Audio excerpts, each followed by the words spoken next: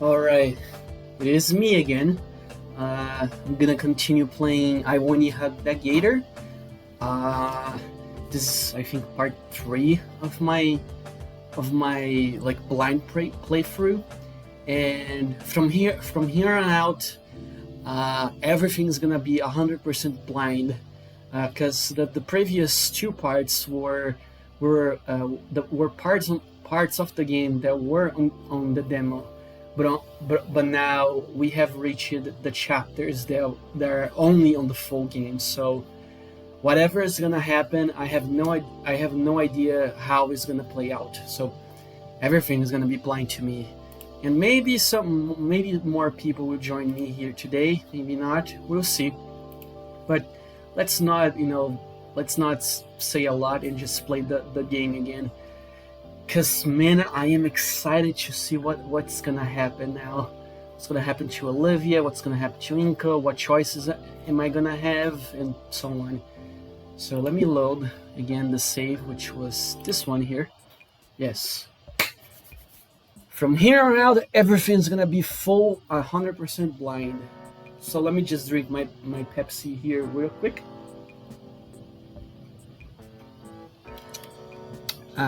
Alright. September 25th. It's been nearly a full month and things are starting to feel natural in school now. Well, at least compared to my old schools, except now I have actually made some good friends. I'm pretty sure we're good friends anyways. I don't really know how to measure friendship. Well, gotta ask the Princess of Friendship for that info. Outside of that party a few days ago, I haven't hung out with any of them outside of school. If friends just hung out at school, and good friends did stuff outside of school, where does that put us? Well, it's still early in the school year. I'll figure out the friendship conversion rate at some point. And it's not like I am rushing either. Shades! Focus! Leaving my current thoughts, I realize I have been in the middle of climbing a rock wall in the gymnasium. Huh, why was I spacing out again?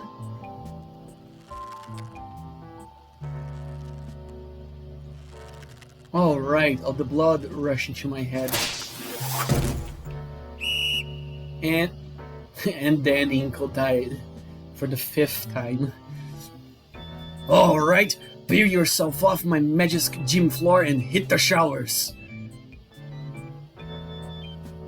Phew! Made it just in time. I take my seat right next to Olivia and let myself relax for a second. Olivia is, as usual, doodling away on her notebook.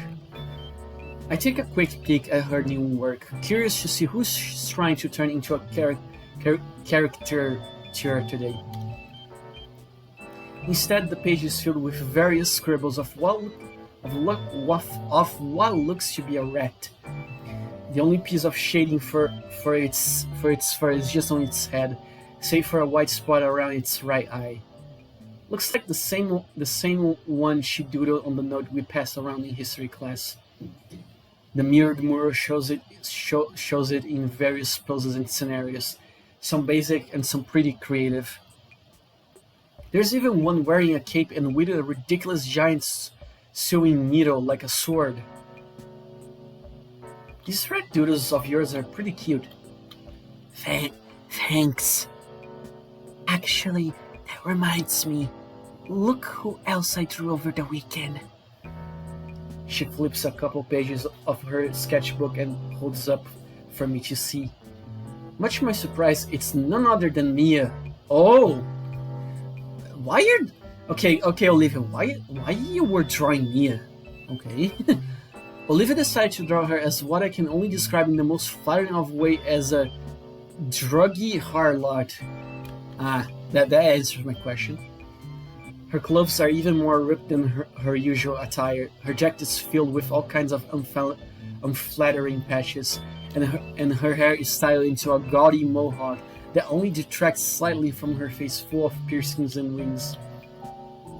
In fact, she has a couple of rings piercing her eyelids to the point that I think it would be impossible to keep her eye open from their weight. And that's not even getting to all the tattoos that Olivia has drawn on Mia's face. I can't help but let out a sneaker at the sight. You like? She's sporting a smug grin as she looks my way. I mean, it's funny, but how can she even breathe with all those nose rings? Doesn't need to. She's full of hot air already. The girl chuckles at her own joke. I bet if she saw it, steam would blow out of her ears. Yeah, she'd stop around uselessly and do nothing else. Seems like you have a pretty good idea on how she works. She's just predictable. It's not rocket science. Uh-oh. We are interrupted by a pair of students. I recognize them, though I only know one of their names. Yo, Inko, my homie. So I saw what you submitted for the contest, and I just love it. It was so good I just had to show it to my friend. Yeah, man, I just had to come see who made it when Lunara told me about it. And when she told me, I was like, oh my god. I just knew when I saw you had the artistic spirit. Pretty damn fantastic, especially for a newbie. I'm a bit taken aback by her backhanded compliment.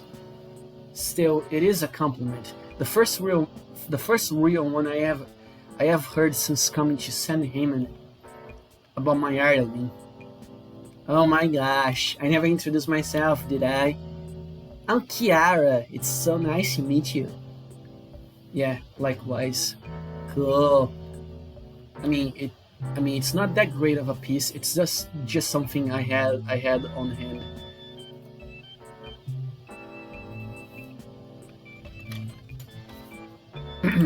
Sorry, I was just answering a friend here, real quick. But anywho, last minute? Damn, you're selling yourself way too short there. Yeah, your work is absolutely gorgeous. Yeah, I'm thinking we should hang out sometime. Oh, Jesus Christ, Lunata. Well, that escalated quickly. Ah, you slut, stop trying to get into his pants. Oh shit, the bell's ringing soon. Already? Damn. Well, it was nice seeing you again, Ingo. Keep up the great work. Being seeing you later. Yeah, being seeing you real soon, Ingo.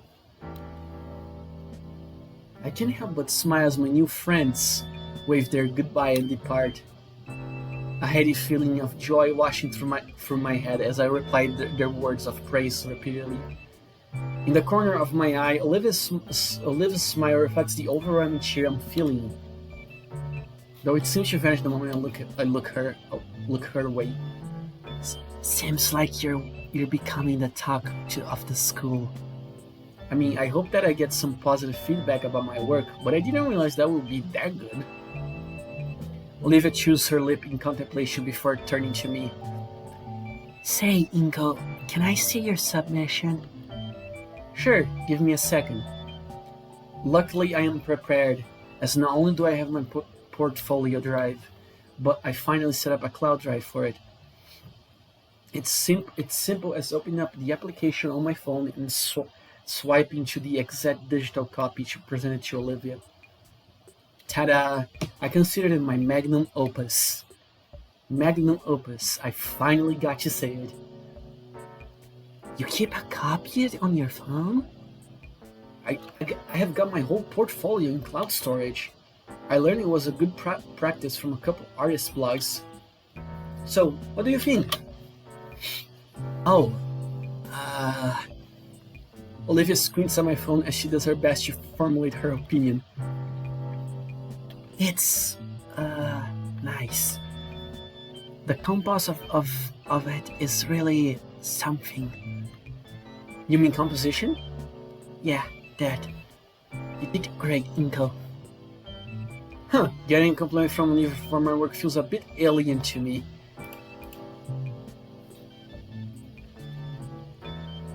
But maybe, just maybe, this was the start of something new. Yeah, I can almost feel it now. Incognito, ace photographer, capable of capturing masterpieces through a photo lens. Jesus Christ, the ego, man. The ego. Yeah, that's a nice ring to it. Olivia must see my self-congratulatory grin because her own drops. Alright, you did good. Don't let it go to your head. When the grin remains, she forces by elbowing me in the chest. Ah! Why aren't you? That's going to leave a bruise. With that exchange behind us, Olivia and I get ready for class. As was their norm by now, Mr. Yadakan began class with some violent abuse of school property. Damn, that's a good way to say, you know, closing the door, like, basically in a rough way. Good morning, good morning. Now settle down, we've got announcements to go over. I sit back in my seat, subtly feeling out the spot where Olivia smacked me to check. Yep, bruised. Sheesh. As the pale pterodon continued on reading from the announcement sheet like he did every day, I found myself lost in my own thoughts. Nothing else really happens that I consider out of the ordinary. Things that are new, like the school itself, are finally starting to become mundane.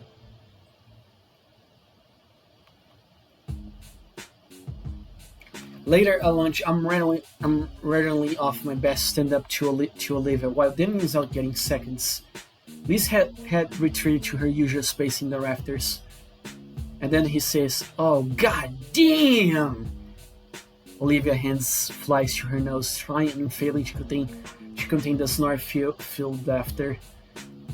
It sets off a chain reaction as my own laughter spills over my mouth full of cheap school burger. Ha! God, you suck at comedy, Inko. Olivia drinks greedily from her canteen to alleviate her sore vocal cords. Is that why you're all out of breath? It was a pity laugh. Stick to photography. You got a better one? The mood is slow to settle, but once Olivia has caught her breath, she speaks with a sneak smile. In fact, I do. So, a Triceratops, a T-Rex, and a Rhinorex find a lamp. Her mouth clamps shut and eyes go wide. Ah, perfect! I was looking for you too! Olivia casts her eyes down to her lunch, sparing her misery meat roughly with a talon. Talon? Hey Ben, what's up? I figured I would come by and congratulate you on submission entry. This again? I mean, it is my best piece, but all the praise for it's still surprising. It's exhilarating, all these compliments and everything. Thanks, man. Hey, maybe I'll be the winner of the contest. What do you think, Olivia? The green Gator girl flinches. Ben shakes his head. Also, Olivia, great to catch you here. Principal Scalar wanted me to remind you that you need to clean up after yourself. Leaving messes in class can disrupt students in other periods. Scalar said that? Why not tell Olivia herself? She's busy and tired of reminding you. Olivia scoffs at the mention of our principal, yet keeps her mouth firmly closed. Must not be that important then. Inko, I just spent my entire second period cleaning up her mess because she's not taking anything seriously. I'm not supposed to be Scalar's errand boy, and I'm certainly not supposed to be a personal janitor. I'm left to frown at Olivia giving being the silent treatment. Was it wrong of me to think she'll be more open with everyone else like she's with me? Do you know how hard it is to scrub baking soda out of the carpet once it's dried? Can you just try not to make other people's lives harder? Then what the hell? I didn't mean that. I went too far. Sorry. Olivia tries shooting me an indifferent gaze. It cracks a bit into embarrassment when I don't return it. Jesus Christ, yeah. Man, whatever the fuck Olivia did to really like piss off people, Ben and the others, it must be something pretty big. I just have some theories on my mind, but I will save them later, for later.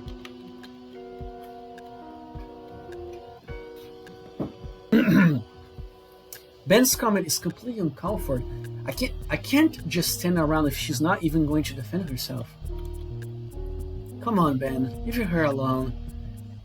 My point being, Olivia, this is completely ridiculous. I expect better from you. Expect? How can you have expectations for her?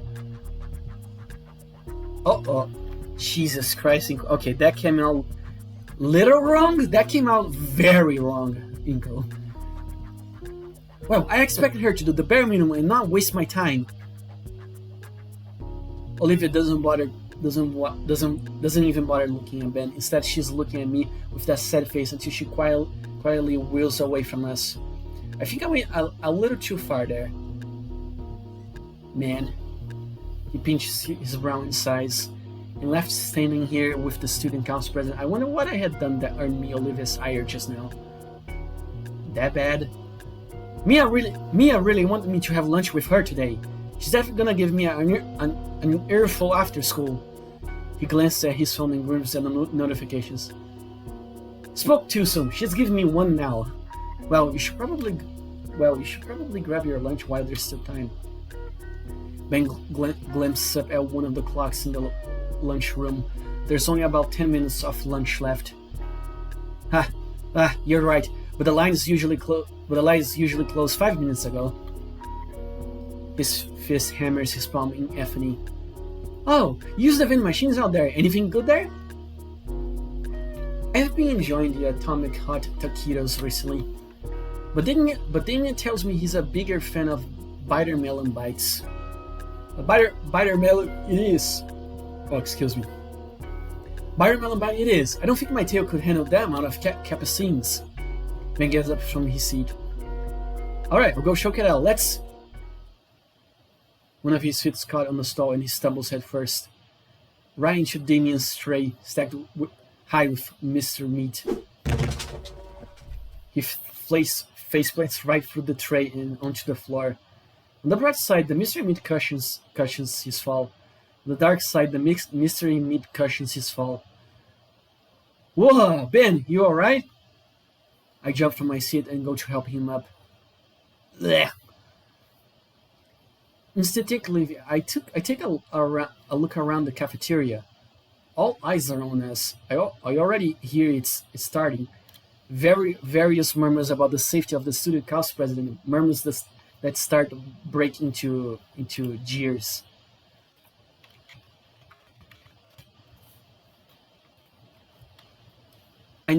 I know how this song and dance goes. It's over, Ben. He gets up and dusts off his blazer. Not exactly what I meant when I said meet and greet, Damien. Oh yeah, you're right, sorry.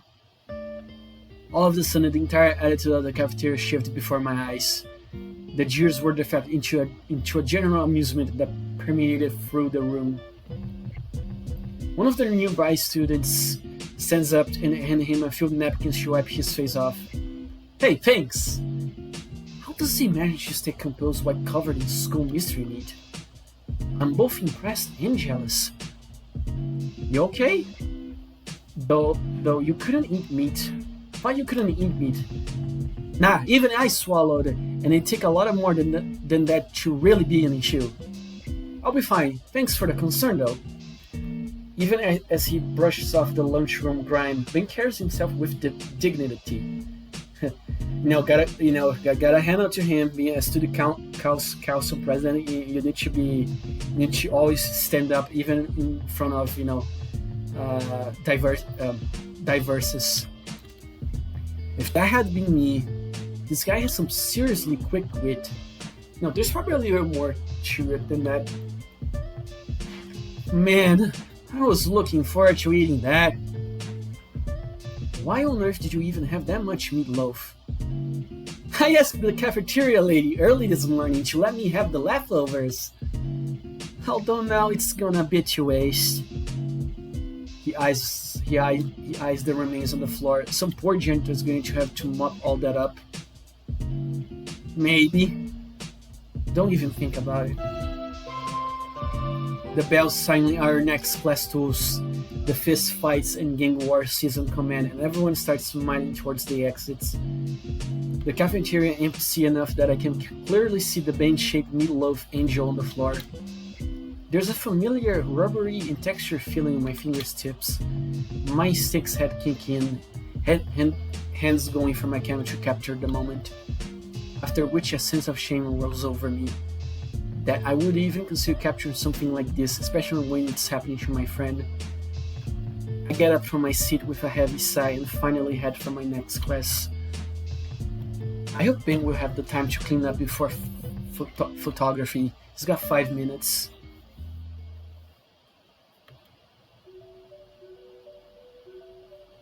On my way to photography, I'm still a bit caught up about what just happened. I think I'm starting to see how Ben accomplished that. I mean, ordinarily, an incident that embarrassing would be just detrimental to your social standing. My first day, I went through something like that. An event so humiliating, people were spreading rumors for days. Sure, they died out pretty quick, but the fact is, it happened. One moment everything is fine, then suddenly something you couldn't have even seen coming just upends your life. Stuff like that can happen all the time and to anyone. It's something that always terrified me. It's something that just happened to Ben, only he was exempt. He was quick on his feet and diffused the situation faster than it could have even really started. It's like disaster avoidance. I seriously think it's the most important skill one can have. To have everything under control, to see trouble from a mile away and make it a non-issue even when it takes you by surprise. That sort of social capital is something I need. Maybe it's a little selfish, but if I were seen that way, then any Sunday happenings would be forgiven instantly. Not really, Inko. I don't think that's how real life works sometimes. I mean, it could work, but not every time. Of course, Ben isn't alone.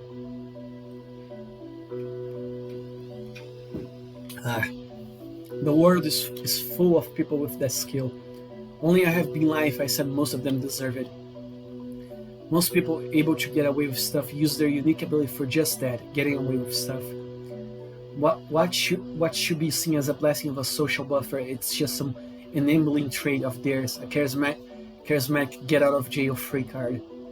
If I had that ability, I was to push myself to my limits both artistically and productively. That's my ultimate goal. Ben is one of the good ones, definitely. He's definitely earned my respect over this. The question remains though, how do I get like that? That line of thinking is cut off as I round the next corner.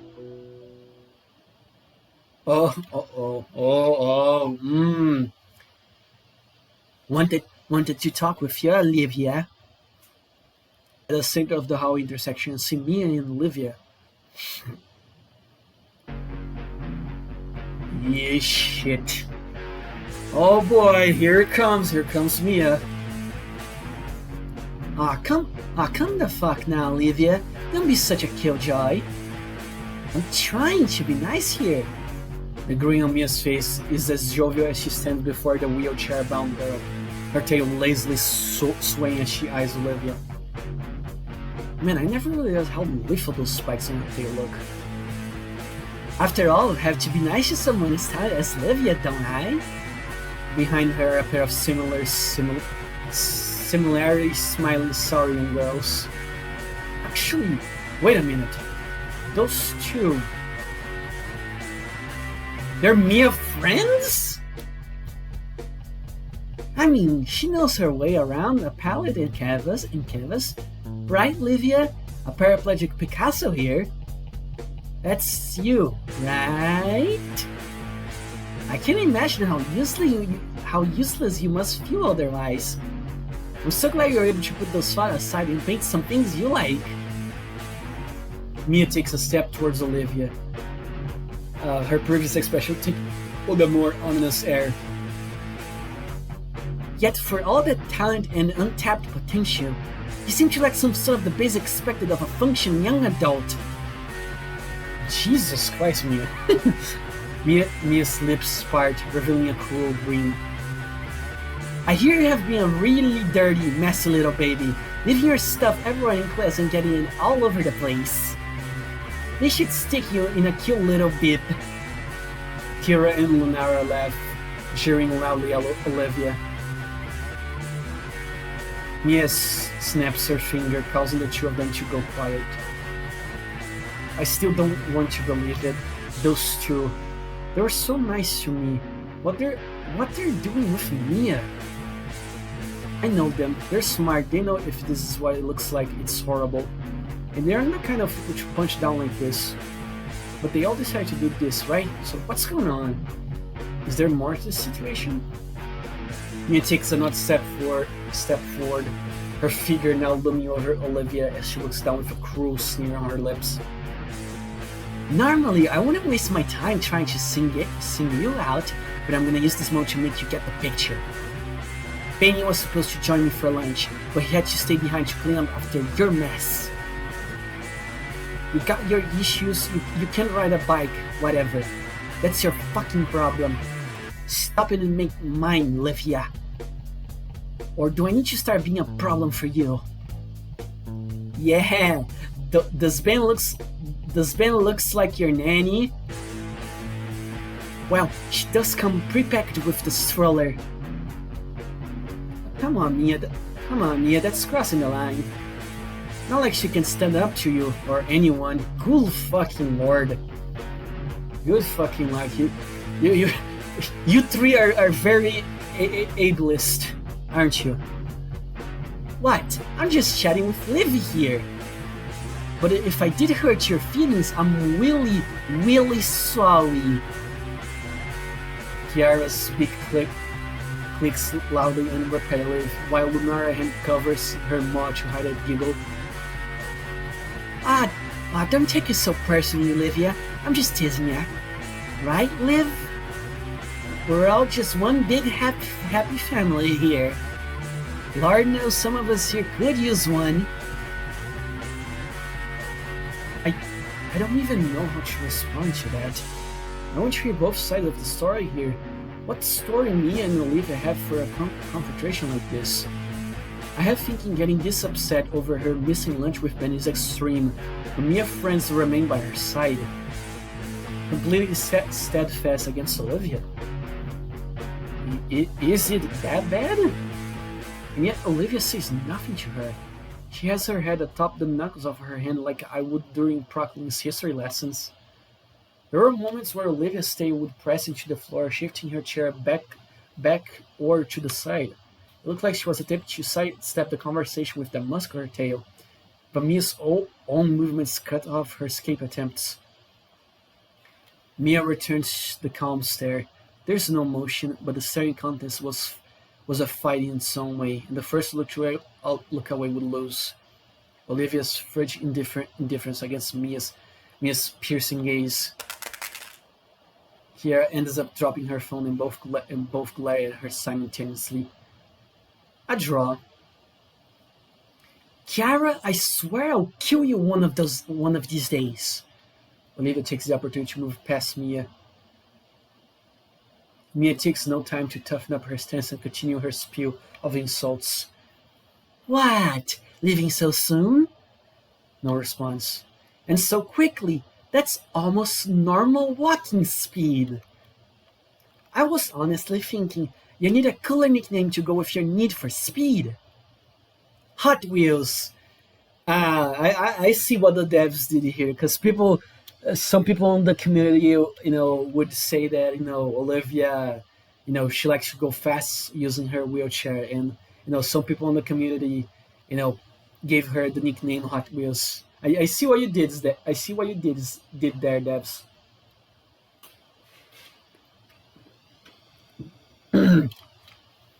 In an instant, Olivia stops a squeaking halt.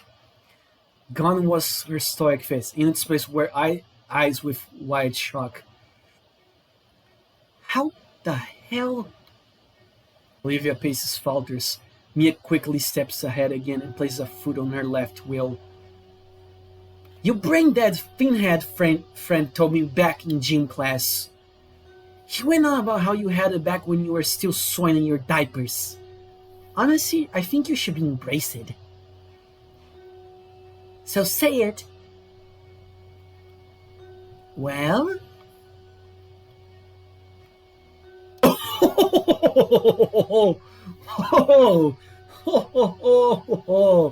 Oh, Mia, you just dropped the retarded card here. Goddamn. Are you retarded, you stupid bitch? Fucking say it. Yeah. God, do you need fucking speech therapy? Therapy to say it? Hot Wheels! Hot Wheels! See, I knew you could do it. Kinda fitting, I agree with half of it.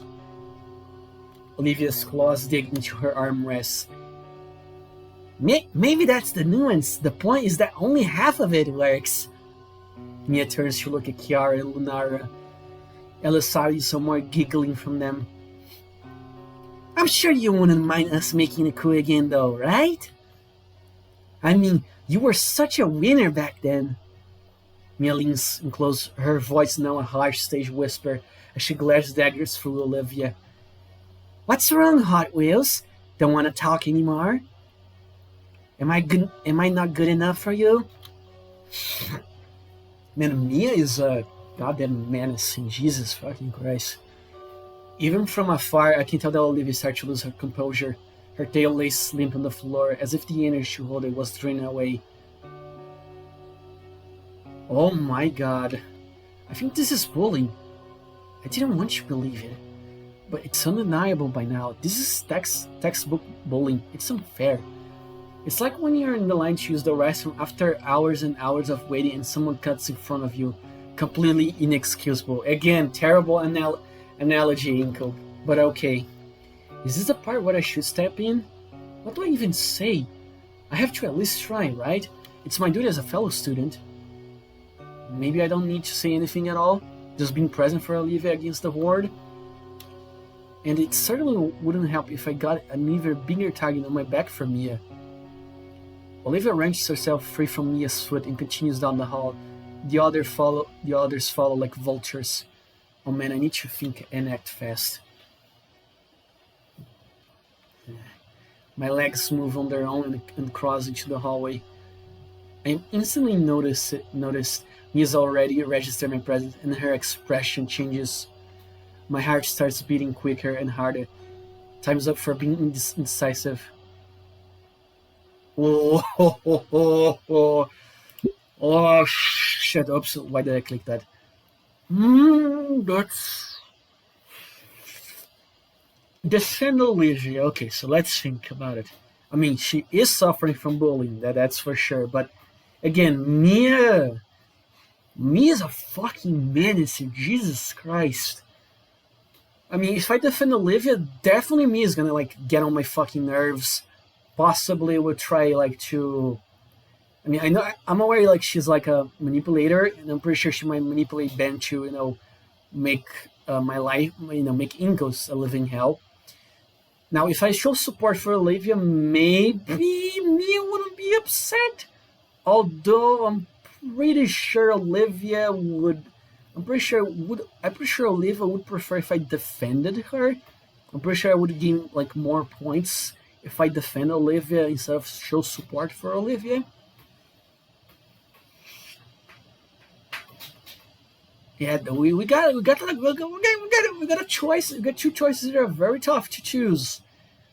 I mean, if I was personally, I would just straight up go to defend Olivia because again, I don't like bullying. But again, knowing how the one that is doing the bullying is Mia and how she can be completely and utterly, very, She gives me fear. Let's put it this way: it's gonna give Inko fear because she's gonna get on her ass. She's gonna get on his ass a lot. It's gonna harass the shit out of Inko, possibly.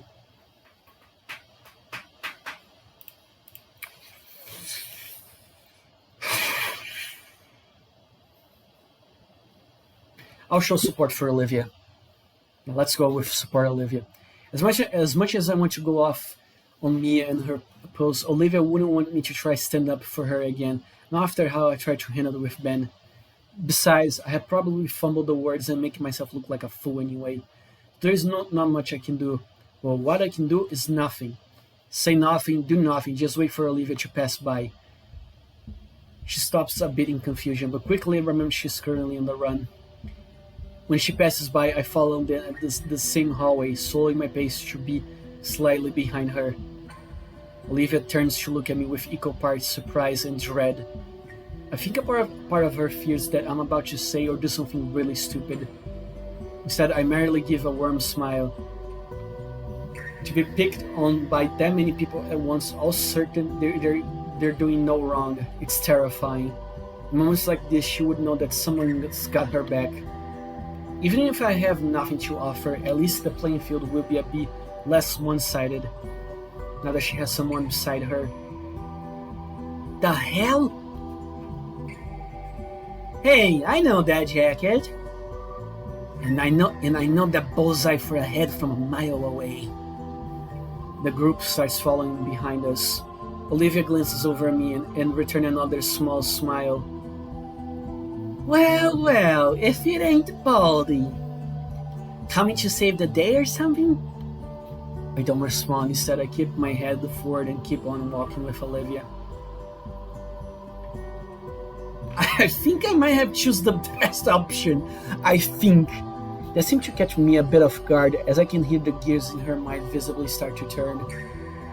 Hey, I'm still talking to you, Hot Wheels.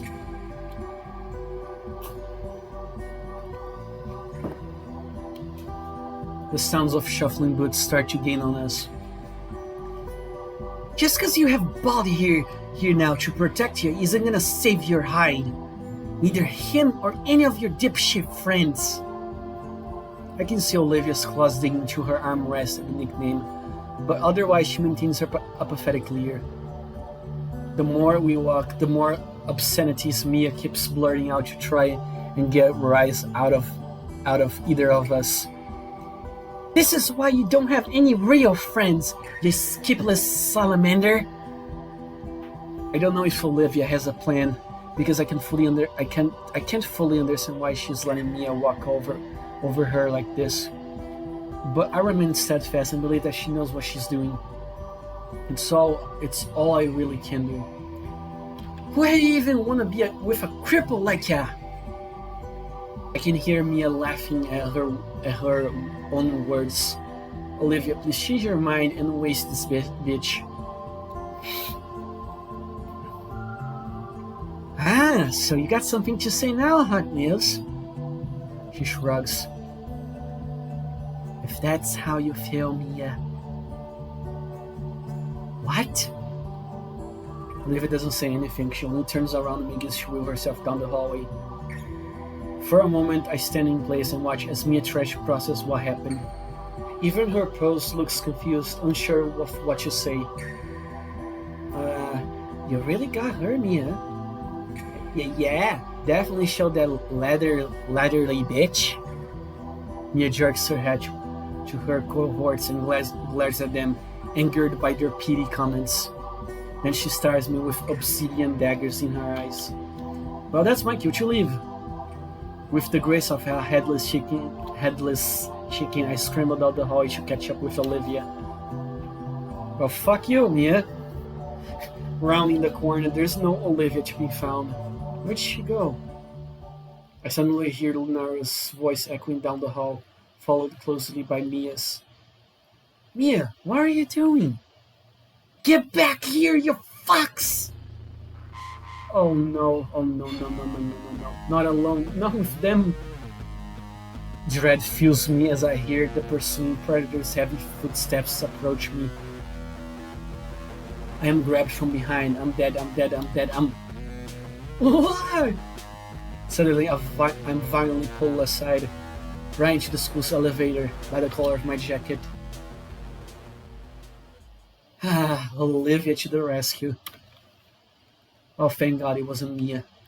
She jams the key into the slot and smashes the button to the second level. As the door closes, we hear Mia roar out for us. Next time I see this two again, I'll make sure that oversized cue ball has to use that wheelchair of hers instead. Thankfully, the elevator doors close shut, and the car jerks upwards before making its ascent. Ne- oh, never knew I'll be grateful to be in this death trap. As I catch the breath I had unknowingly held, my eyes are lined with a pair of silver serpentine eyes. Okay, I gotta say, this scene with Mia, that was pretty fucking good.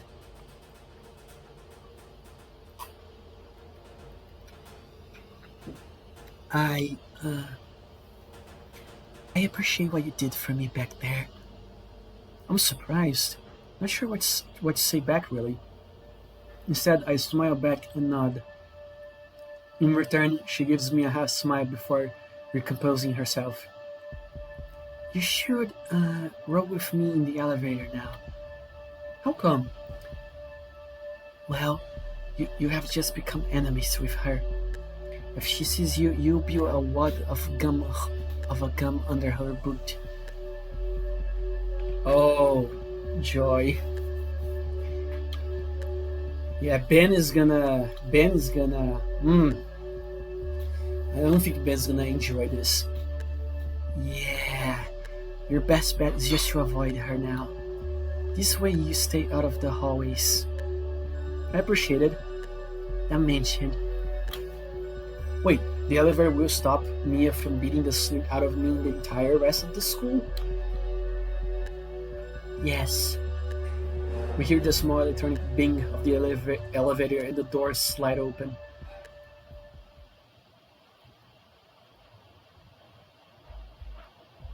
Yeah, oh boy, here comes history class again. History class is bland as he usually is. Broccoli continues prattling on about some sort of historical event. But most of my attention is on Olivia. She has her hoodie over her head, looks lost in thought. The altercation must have shaken up her more than I thought it would be. Part of me wants to ask if she'll be okay,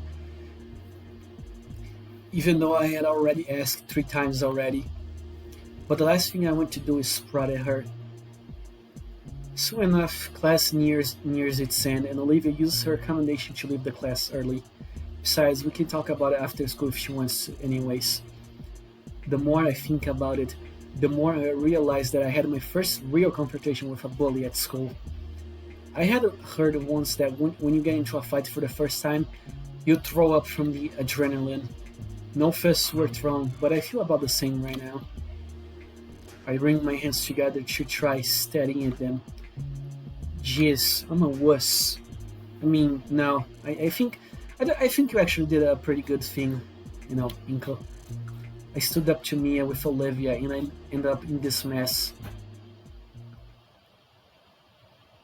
I think. The final class ends, and I'm set free for today. Stepping out of St. Ham's main entrance, I'm surprised to see my friends huddled together in a tightly knit group. I usually don't see any of them after school. I assume they left as soon as the bell rang. Hey guys, what's going on? Inko! Damien looks exceptionally worried as he glances at me. Inko, you believe me, right? Pardon? Olivia's nostril flared with an exasperated snort. I didn't mean for any of that to happen. What's the matter, Damien? When Mia asked me about the nickname stuff from so long ago, I just blurted out. She didn't say she used it for something so unscrumptious. I'm ashamed it took me more than a moment to figure out what was happening. Guess Damien feels culpable for what Mia said. Why? You don't know what the word means. Who cares? Inko, really, I didn't mean for any of that to happen. Hey, I believe you, man. Your heart was in the right place. Olivia told us what happened with Mia, calling her some nickname. Damien leans back over an unresponsible Olivia, hands spread in a supplication. She said you were there too. I was, yeah. Olivia, you loved the nickname way back when we were kids. Damien's words were dismissed with a roll of her smoky eyes. You really didn't mean it, Olivia. I know already. For a split second, she bore row of a sharp teeth before garnishing her maw in frustration. Olivia's nostril fell with a huff of a hot breath again, and I could practically see everything from her day finally weighed on her. You were just being you again, Damien. Sometimes I wish you weren't, but whatever. There is a greatness to her voice once more, but she continues on. My God, man, these people have some terrible relations with each other. I feel bad for Inko though. He has to endure all of this, and he doesn't even know what the fuck is going on.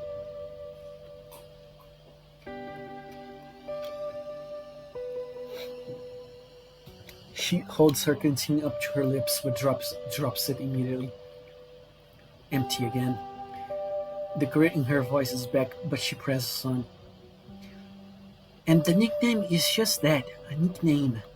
I don't want to hear her again. Especially from her, and especially if it is just to get under my skin. Olivia stares at Damon for a while before breaking contact to glance at Liz and I. Why not? Wait, did I say that? Why did I ask that? It just kind of came out. Liz notices Damien still organizing his thoughts. Seeing as neither of the others are going to answer coherently, she sighs. Well, I wasn't around for this, but when they were freshmen in middle school, Damien and Olivia would take the bus every weekend to an arcade in the city. I guess he came up with the nickname around them, and it stuck.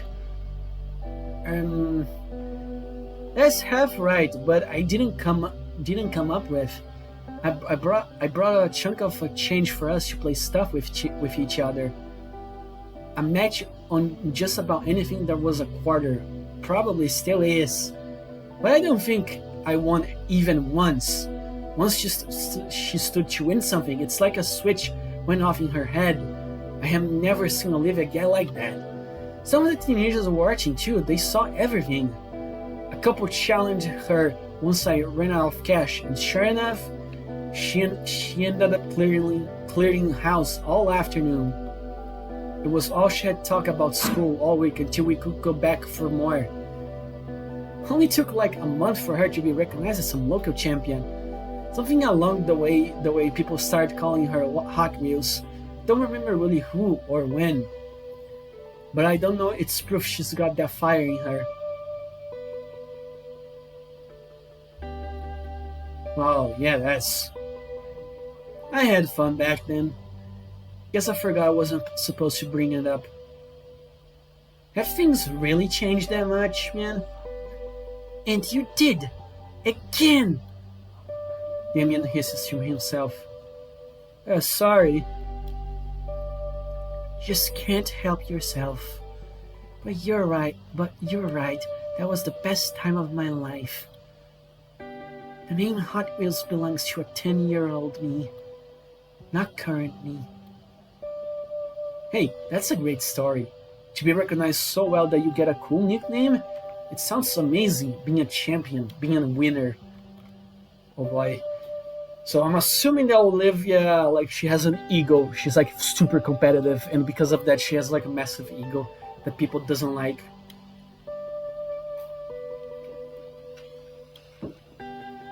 Why all the disdain for the title? I'm not. What? I'm not a winner anymore. Because you don't go to the arcade anymore? If it's the one I'm thinking of, it's only like a half an hour away.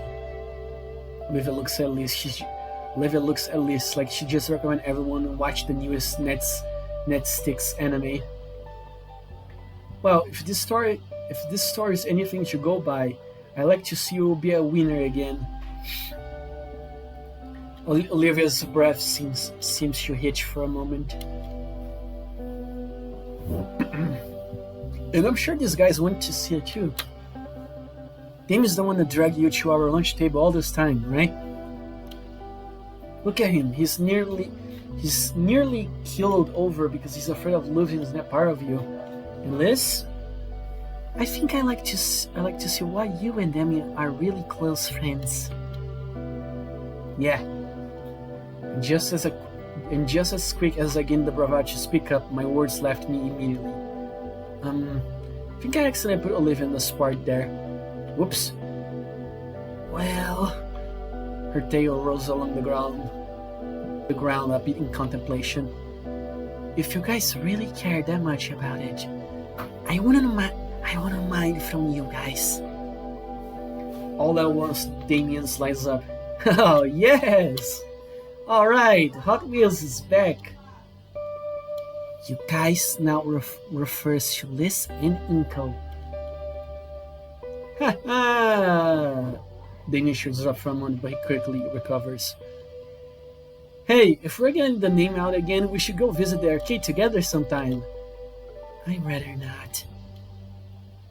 Okay then, how about a better name, like Death Roll? Olivia swings her tail around to trip him, but he's fast enough to jump over it.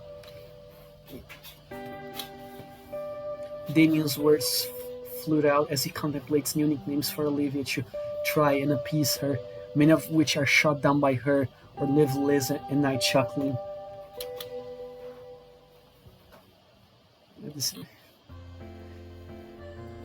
Gradually our giggles died down and the four of us chatted a bit more about the day in general.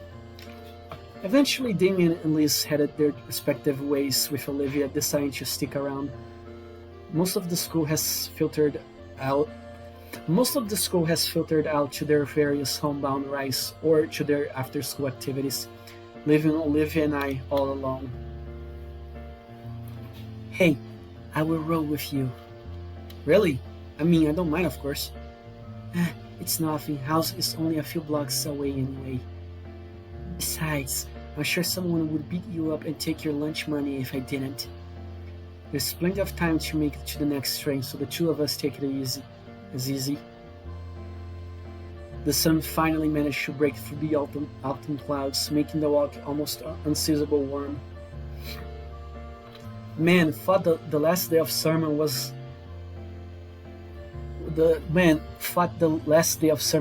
weeks ago. Ha, it was. I don't mind it staying warm longer though. Feels pretty great to me. Oh, look at that, she's happy. Olivia gives her chair an extra hard push, letting herself glide by undated for long enough to stretch out her arms to bask in the sunlight. I might have figured out you had liked the heat. Oh, what? Because I'm a dino? No, not like that. I'm just playing it. Relax. You're pretty touchy on that stuff, aren't you? The two of us finally make it to the train platform, nestled as off the main to the street. I can see the train a few blocks away, our walk-up time with its arrival perfectly. I just think it's important to be educated, so even if you are what, the only human at our school? Olivia flashes me a cheeky grin as my train pulls up. I've got to admit, but her mischievous nature is a little infectious. As the train doors open, I leave Olivia with one final jab, something I know she appreciated. Hey, whatever you say, Hot Wheels. I neatly dodge out of the way of her slashing claws, stepping smartly onto the train as the door closes. Inko, you son of a bitch! Get back here! That's a new sprite. Cool. As the doors ding shut behind me, I can see an iron and still blushing Olivia waving her fist as the train begins to pull away. Still giggling, I manage to squeeze myself into a seat next to a yellow-skated woman, smelling faintly of hot dogs. Wait a minute, is that Tracy? Tracy, like from the Snoop game? You know, I may pay for that comment later, but the look on her face was totally worth it.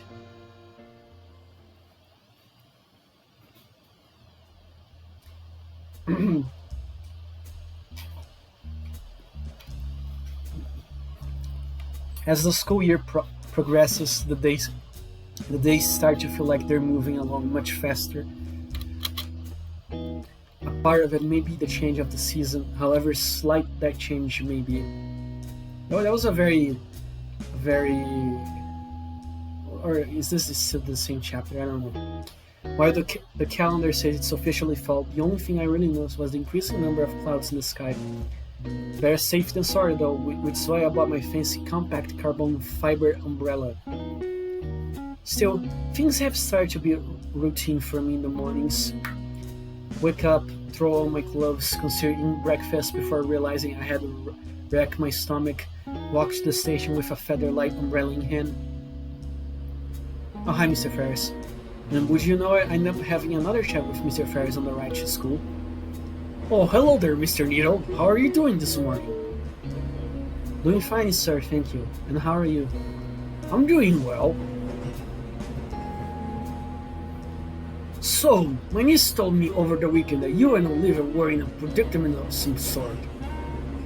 Yeah, Olivia was being picked on by someone, but it's not a problem anymore. I see. Well, that's unfortunate to hear. And strange, consider the substantial funding the school gets for anti-student harassment programs. What good is all that tax money if classmates are still ragging on each other? If it means anything, Olivia knows how to handle herself. I was there to support her. That's fine, but the issue is this sort of thing shouldn't be happening to begin with. That aside, Liz has got somewhat enthusiastic recently regarding Olivia. She's surprised at how animated she's gotten. Ever since that get-together at Randall's place, I think.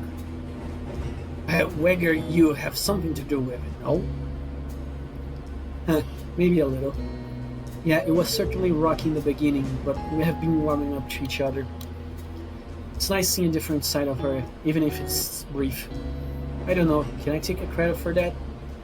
We all have unique chances to make a change, Ingo. If you're good at grasping them, then that in itself is something to be proud of. How do you know it's really a chance to do anything?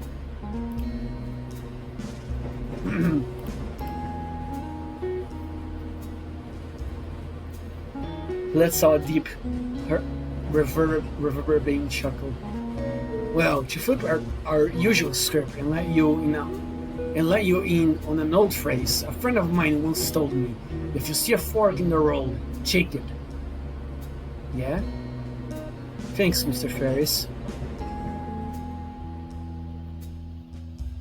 Okay, let me just... Okay, who? What's going on? Where? Ah, okay.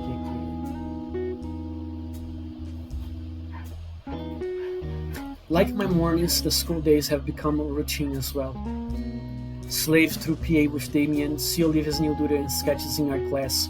Watch Liz lose her mind tutoring Damien at lunch. Talk shop with Ben. Though now I have to avoid Mia like the plague, because she's surely out to kill me. All said, I think Sunham has been my best school experience out of... Man, I have lost count of how often I have moved. Must be the fresh head trauma. As for today, it's been raining pretty often recently, so Coach Sully made us play more dodgeball in the gym. Mia was definitely gunning for me with the way she launched them at me with the speed of a catapult. I rest in Yatakon's class, popping my spine against the curve of my chair. Apparently today is a short day because of some assembly, so the period will end much earlier than usual. It also means we got most of the period to slack off, do homework, to do homework. I glanced at the desk next to me in the hopes of catching Olivia's latest artistic masterpiece, when I noticed she's not drawing, instead only fidgeting. Hey Olivia, you seem a bit nervous. Everything alright? Oh, yeah. Sorry, it's just that I've been hearing rumors that the school's shared drive might have been corrupted. Wait, really? Yeah, really. How would something like that happen? Not sure, but I'm scared that you might have messed with the art contest submissions. I think you should check out your entry on the website. Just make sure it's okay. Acknowledge, don't fail me now. With urgency, I take my phone and type in the school's website. Fast fingers led me to the art contest tab. Can this loading bar go any slower? Finally, the page loads in and... Oh! Looks like the submissions have been closed. What? I hold the phone for Olivia to show her the page. The submissions have been closed since voting started last week. Oh. Sheesh, I thought Mr. Edcon had spooked me. Olivia's all sized up. Well, that's quite reassuring. With the submissions closed, there's no chance of any hacker messing up with them. Olivia doesn't seem convinced, still drumming her fingers on her desk. Hopefully she'll feel loads better when the preliminary winners are revealed. Speaking of which, when are we... As the bell sounds, the class begins to pack their things, and the Atacon corrals everybody to a single file line. Alright everybody, we have an assigned row, so stick together. Before I join the rest of the line, I look back at Olivia, who seems to be stuttering. Come on, I'll walk with you. I think she steers something in her, and she glances up to me while hastily shoving a notebook into her bag. Yeah, I'm coming.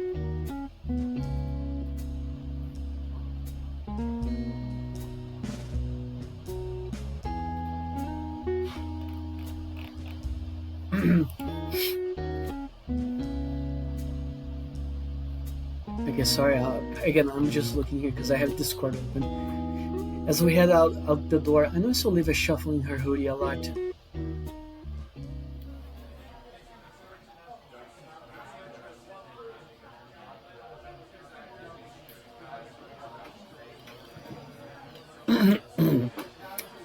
It's not a long walk to the auditorium, and despite the other con's best attempts, most of the class splinters off to sit with their friends.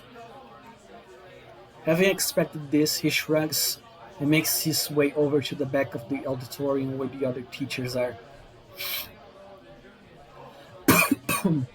Olivia and I are left to the struggling crowd, trying to filter into the cramped theater of the school. It's going to be difficult finding some seats. It's fine, I have a spot. Olivia wheels herself down the pathway, to which I follow suit.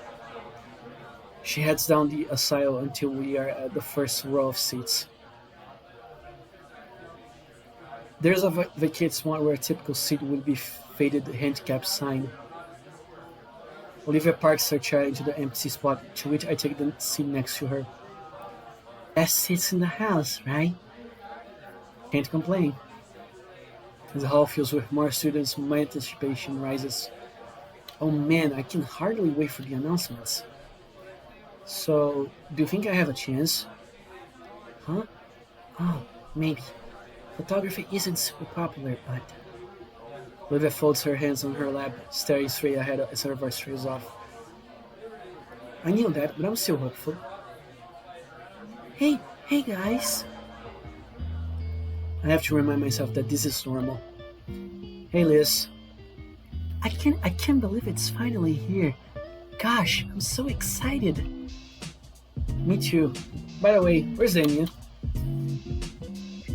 Hey guys! I'm over here! Damon is in the far back of the auditorium, yelling and waving his hand in the air to catch our attention. He's going to get in trouble for that. Frills! Frills! Sit down! Damon immediately stops and takes his seat. With tempered expectations, we both sit in silence for just a few minutes before Principal Scaler walks on stage and taps on the standing microphone. Okay, everyone, got a whole bunch of important announcements to make, so I will make them quick so we can all have early lunch. As soon as the idea of going for an early lunch is brought up by the Principal Scaler, the entire room goes as silent as a vigil. I guess when it comes to early lunch, it's serious business. Of course, it's always serious business on high school for lunches, you know. Over the next 15 minutes, Principal Scaler goes over important events coming up this school year.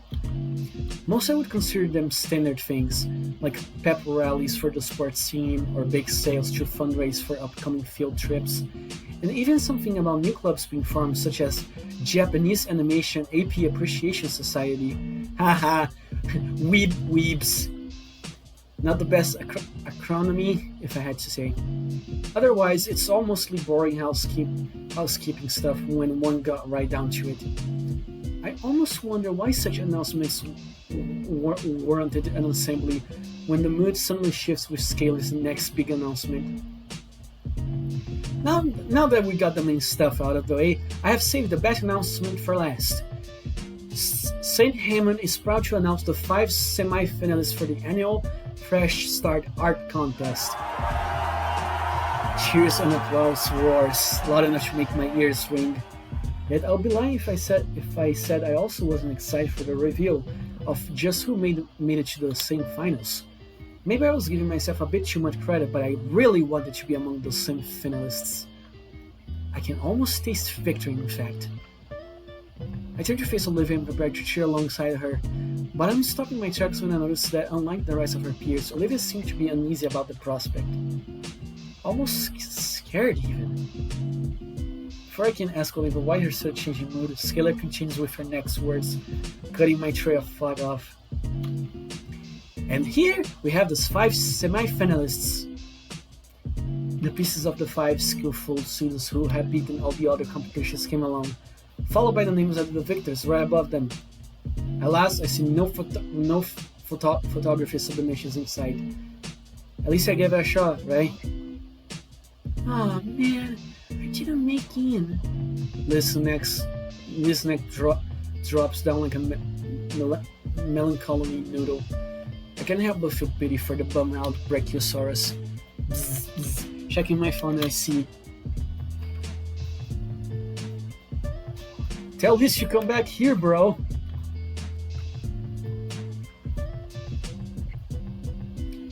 I'm sure Damien's got that handled. Despite my sullied mood, I look back at the semi-finalists and I can't help but be amazed by them. Each artwork is impressive in their own right, their colors blending wonderfully and the figures beautifully designed. It's easy to see why these were voted as the winners. The last one especially catch my eyes. The scenic landscape with a setting sun looks stunning. If not for the slight stylization of the skyline and fantastical color palette, it could probably pass off as a real photograph with some filters passed over. I'm no art critic yet, but if I were, I'll be labeled as a masterpiece and easily the best out of them. Let's give the winners a big round of applause. The auditorium fills with the usual kind of clapping one would expect in events like this. Politely with an underlying tone of disinterest, though one person felt compelled to constantly make a piercing high whistle. We'll be displaying the winners' art piece in room 237. You are welcome to view them during lunch and after school today. Oh, neato. Principal Scaler continues the rest of the assembly, announcing the other events for the school and the other minor reminders. Behind me, I see the teachers start presenting themselves for the Herculean task of getting some 200 hungry dinosaur teenagers out of the room and towards lunch without anyone getting killed. Principal Scaler finishes and waves back to them to sign it's time. Alright, we're going to start adjourning to lunch. You all know how this goes, so no just going for the exit. Being the first row, we're the first to get up. I follow behind Olivia until we make it to the hall. Hey, Olivia. She stops and turns a bit. Jeez, is she still anxious about the sight thing earlier? She looks a little pale. I wanted to check out the winning paints a bit more. Want to come along? She considers for a moment. No, go out without me. I need to use the restroom. Alright, I'll see you at the lunch table then.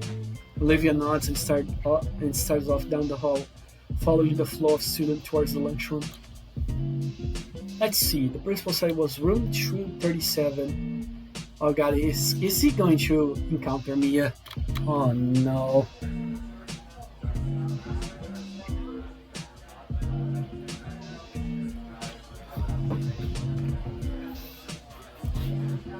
First thing I noticed walking to the classroom is the amount of people checking out the gallery.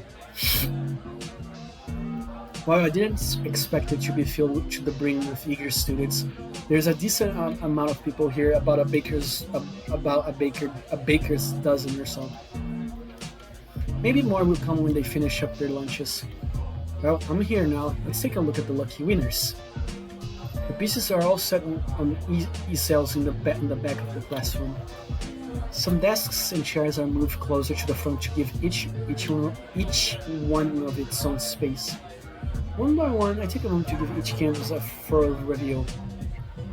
The auditorium screen really didn't give the art justice, because now I can really take in the detail of each one by being close. The color palettes, the brushwork, the subtle nuances. Yeah, I can definitely see all of them having a good shot at getting first prize. But now it's time to see the one I have been eager to get a look at since I was first shown. From what I recall from Mr. Yadakon's lessons, it's made with acrylics, explaining why the color of it seemed more vibrant. It stands out in defiance to the other paints in the contest, most of which were either violently absurdist and meaningless or muted still lives of ordinary objects. It's a meltdown of mystifying colors, the organic lines drawing the viewer deeper into a piece, and I feel as though this would be a place I had to wake up to within a fantastical dream. There's no rigid structure or forced metaphors here, just a fantastical merger of creative expressionism and the real-world beauty.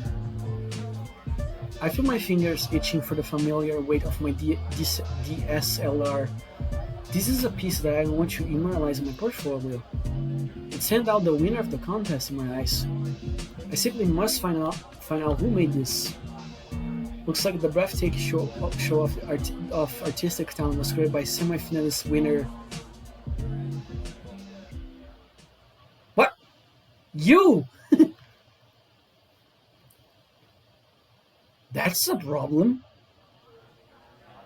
Hi, Inko. I'm glad you swung by. Looks like you're behind the art contest entries. I told you the Sandham High artistic programs were unparalleled. That's not mine. What's not yours? I try to say more, but the words won't leave my mouth. Ben's eyes follow mine to the bottom of the painting in front of me, and I watch as he makes the same realization as I do. Inko, you didn't... Did you paint this? I had no idea your style was so developed, so humble. If I had known... That's not my entry. It is not? No, mine was a photograph. But what's your name doing on this one? There must be some kind of mistake. A million scenarios comes to mind. They must have got the wrong name somehow. If they did, I think the real artist would come forward by now. The submission website must be hacked or broken. But our school checks for stuff like that. If it was, we would have known by now. Then, Inko, you sure you didn't submit someone else's piece by accident? Of course I didn't. Why would I do something like that? You're not the only one who can log into your account, Inko. Suddenly, everything stops. My account. Is somebody... Look, relax, alright? We can get this sort out. Just don't panic. Ben lowers his voice. But Inko, just to be clear. What? You didn't just get a bit of extra help, right? And looks at me through the edges of his glasses, eye to eye. There's some real stakes in the contest. Cheating is taken seriously, especially fraud. The word echoes around inside me. Fraud makes my bones chill. There's ingenuine, faker, liar. They're all bad in different ways, but fraud is just dripping with French condemnation. No, I swear, I submitted a photograph. Ben relaxes his shoulders. Alright, just making sure. Sorry to alarm you. It's perturbing how he can go from deadly serious to jovial like a flipped switch. You're going to be alright? Sorry, I need some air. Hey, feel free. I'll let Skiller know, okay? Yeah, thanks, man. No problem. Take it easy. Ben offers me an earnest smile, waving at me as he steps out of the room and down the hall. After some time, I follow him shambling down the hall as I try to make sense of what just happened. I thought everybody actually liked my photography, but they all thought I was some kind of an expert painter instead.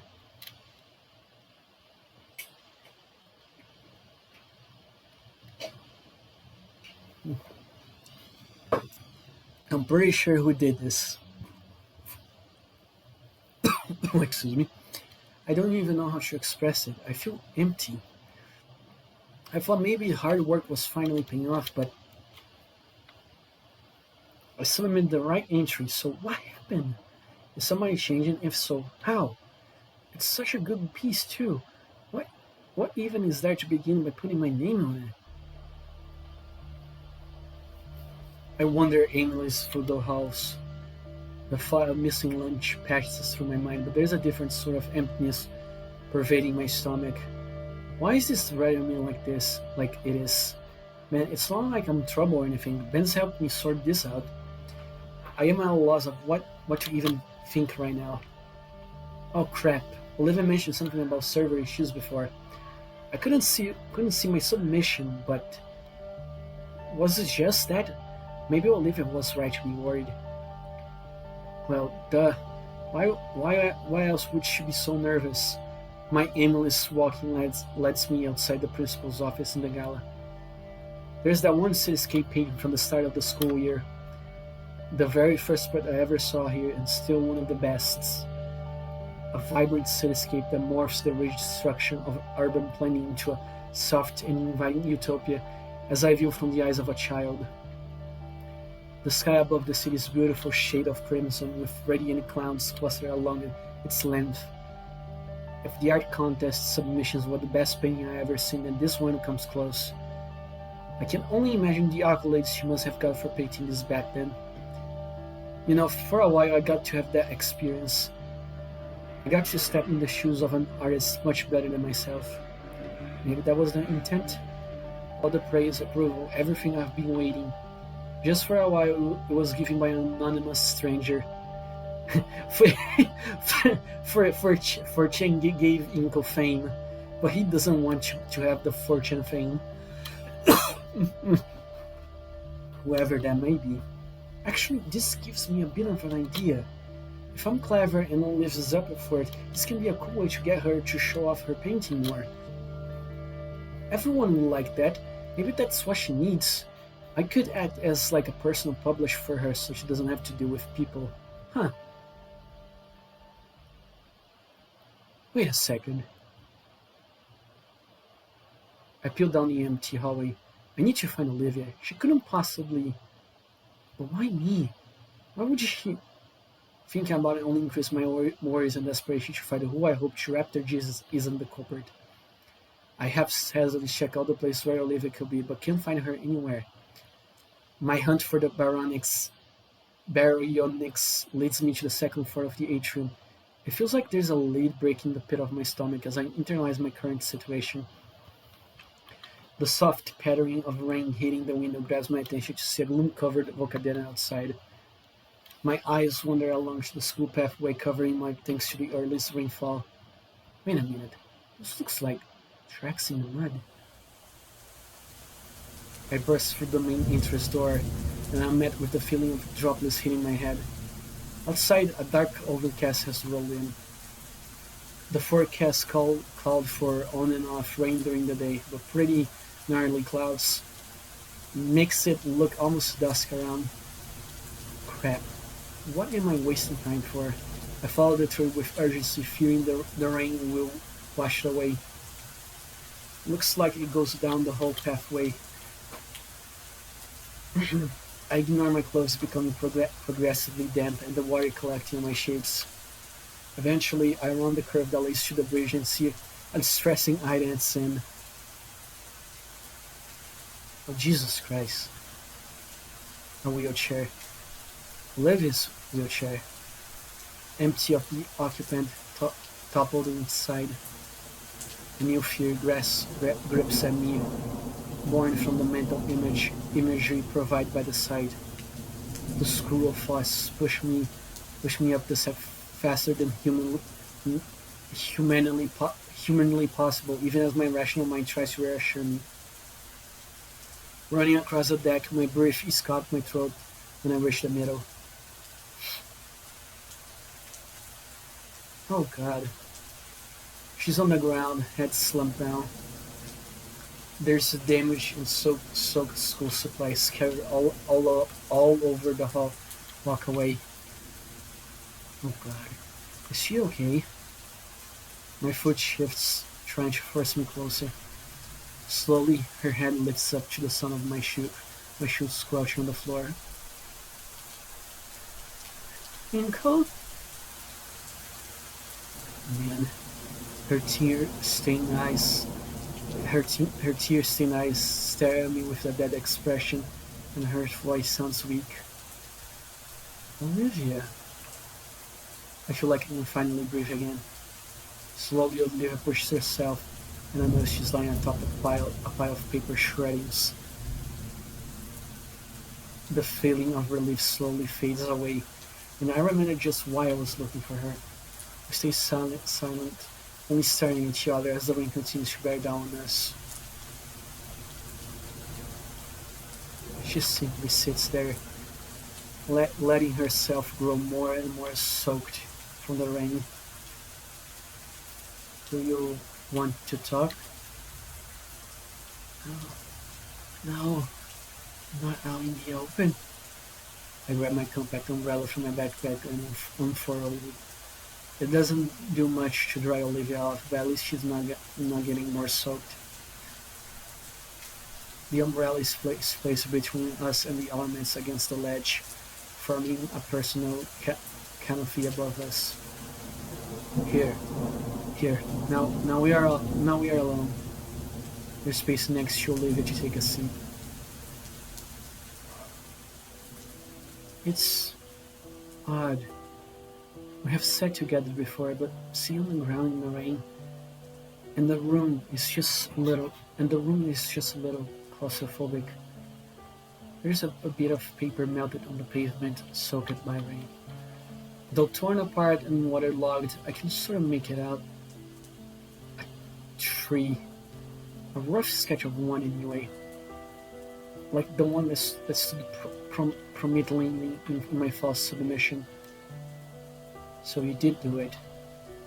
Inko, please, I can't explain. I didn't have a choice. What?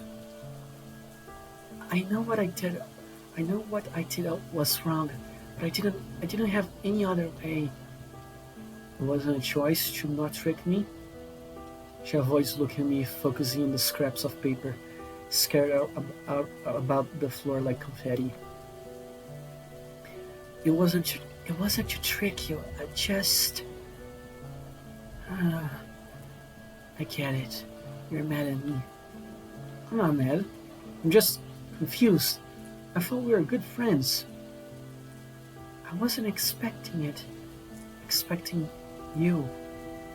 She paused to give her throat some respite.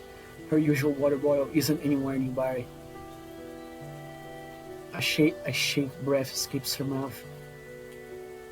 When you came around, I thought you were no different than the others. That you were some self-centered, pretentious midwit who only cares about his image. That's when I got the idea of using you to swap out your art with mine. You didn't seem like the kind of person who cared about how he gets the attention from others, just that he gets it. Her description of my character feels really reductive, but the art my chest tells me it's a little too close to home. But that's not what I think of you now. Hmm? Yadakan's the one. Yadakan is the one person I can trust. So when he went to bat for you, saying we made good friends, I was worried. What's so special about this guy? I honestly got scared he'll be wrong. That you'll be just like everyone else, and I'll be setting myself up for a failure. But worse than that, Inko. I was afraid you'll be right, and I'll have to face what I have done to myself. And now I have gone and done something like this. Switching my contest entry? She nods, swallowing hard. I wasn't thinking. Suddenly, everything was out of balance. Everything I had created, all my work, my own little world was suddenly changed, and I had no control of it. I just had to do something. I didn't know I was doing that. I'm sorry. She stops to process my word and continues. I knew I had to get caught. It's stupid. I was hoping for it, even. Someone to figure out that it was swapped, so it would change, and everyone would be none the wiser. She turns to face me with silver eyes welled with tears. I'm sorry. Please don't hate me. I just don't want to go back to being the person I used to be. The person who didn't care about hurting you. Her head tilts downward with a violent hitch of grief. Ivory claws extends and grip at her knees in a painful display, and yet Olivia chokes back any sounds she makes. Her body shudders with every heavy breath from her, and I realize that every last defensive barrier she had was completely gone. Olivia's laid herself bare, leaving only the crying girl desperately trying to silence her beautiful tears. Oh boy. Oh god. So we got the option, but why do all this? I can't hint you. Here we go again, one of these decisions here that are difficult to choose. Because again, let's be frankly honest, what she did was bad. Very bad. Because not only does Inko could be considered as a fraudulent artist, it could also ruin his reputation and all. Not to mention it can also ruin her reputation, but then again, I think Olivia has trusting issues, and I can kind of relate to her a little, at least on that regard. And I know when we don't have we don't have a lot of trust for others as well. I mean, I'm not saying that Olivia didn't met people that were terrible people. I'm pretty sure she did, but I don't think not everyone is as terrible as Olivia think they are. But then again, there's the other option as well, which I mentioned here.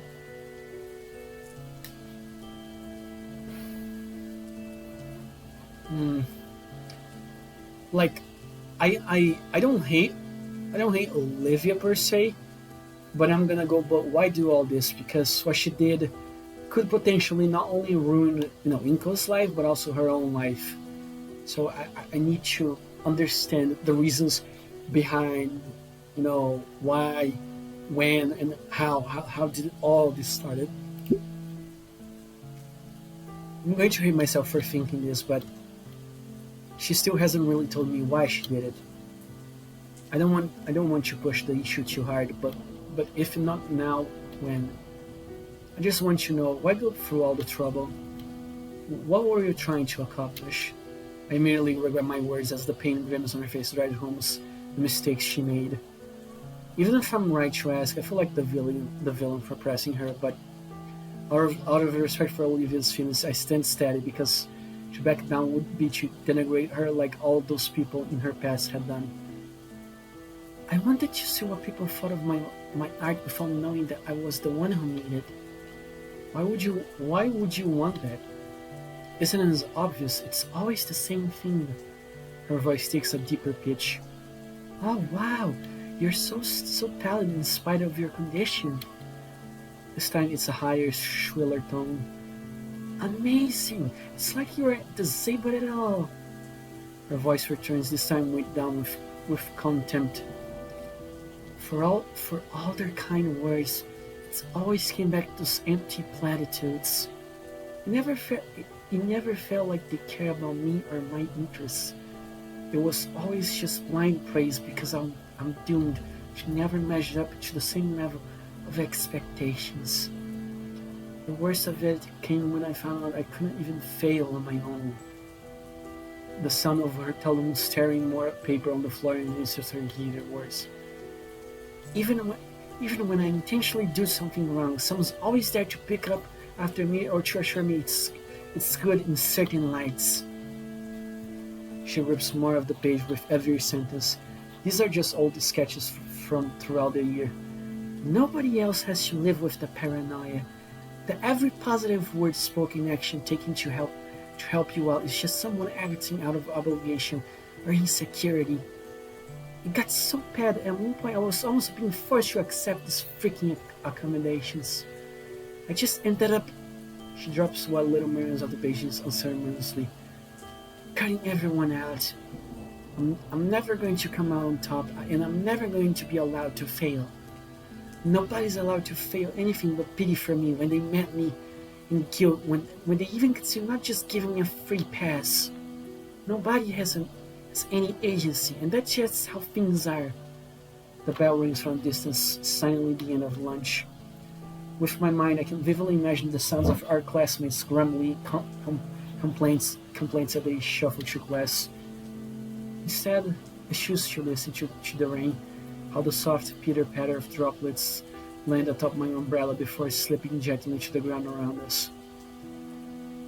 Internalizing that sound alongside the diner ambience and overall wetness has turned the tiny park I'm accustomed to into a near alien glow. I wonder to myself if this is why Olivia came out here. In a small way, all of her work seems to revolve around average places but altered with unnatural and beautiful overlays. Creating from the familiar and yet adding the fantastical. I look over to Olivia, who also seems to be lost in thought. That does sound pretty tough.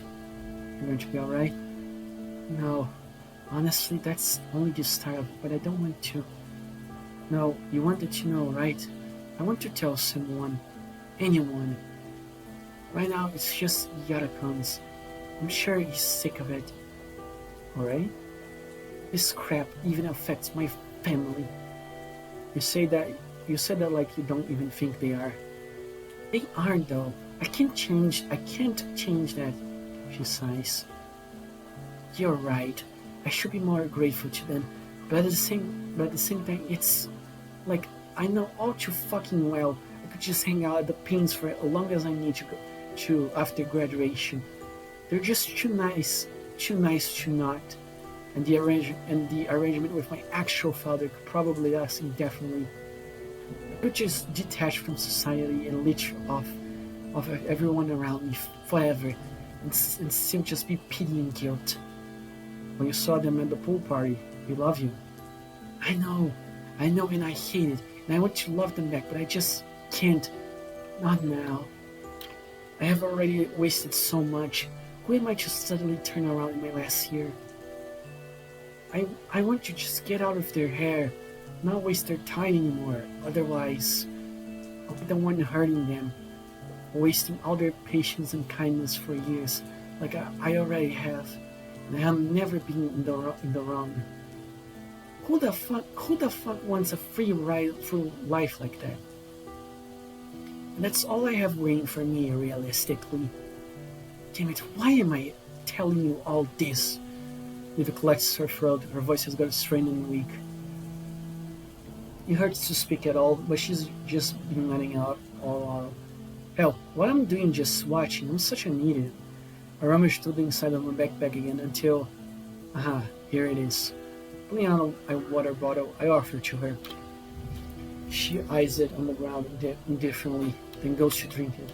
The whole bottle is finished in one go, and she drops in the growing pile of trash. Thanks. I give a silent nod. She looks off into the distance again, picking up her train of thought. That's why I had to do it. I had to know if I really was good at something for once. Really, genuinely good. No false praise. No parasocial relations where I'm verbally felated so everyone else can feel better for it. I had to know my art was real. That I could be something for real. That I have a real way out. Yarakan assures me all the time it's good enough. Fuck, why didn't I listen to him? He probably knows everything by now anyways. He usually does. Honestly, taking all of this is challenging to digest, to say the least. You said you expected to get caught? Yeah, I said I wanted to be. I wasn't even sure other people would see it if you caught it fast enough and switched back, thinking it was a bug. Then you started getting all the praise out of nowhere. Yeah, I did. Seems a bit sad in retrospect. Yeah, around then it really settled up in just how badly I messed it up. I tried to get you to notice it by showing me the submission yourself. Then you just go to the office to get it changed, nobody would get hurt, end of the story. But of course you still had your own saved. You're always just so prepared for anything. She gestured across her water bottle. The weeks go by, you get more praise, I get more nervous. And today, and Olivia's hands finally fell into her lap, limp and scent. Here we are. It's my turn to say something, I guess. I just don't know how to process all of this. It's not like friendships come with instructions. My own thoughts are muddled, pushing me to find someone to comfort the girl before me. And yet to comfort her would be to demean her like people have done in the past. So confusing, and frustration and pity mix heavily in my stomach. It's nauseating. Pity for the girl before me that has wronged me, but not out of real malice. Frustration at myself because Olivia was right, having unveiled an uglier side of me. I wasn't aware of it.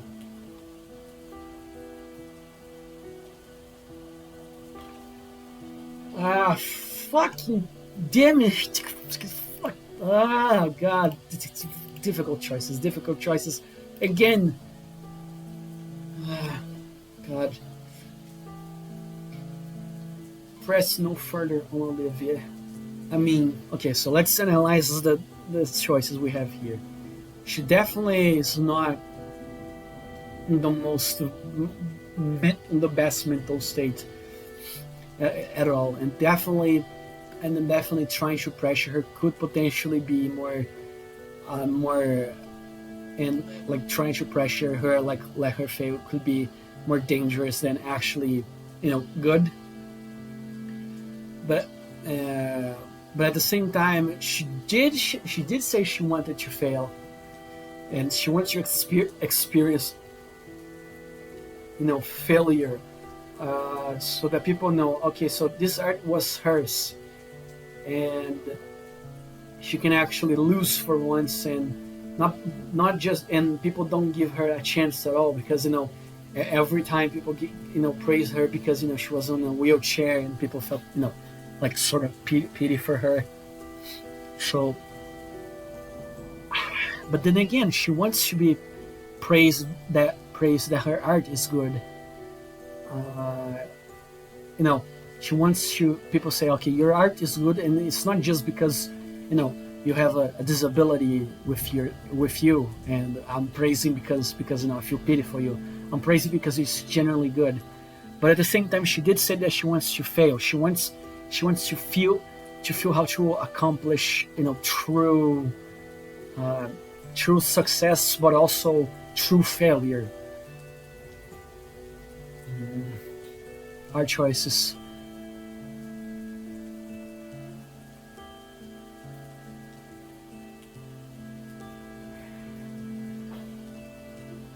again, tough decisions here.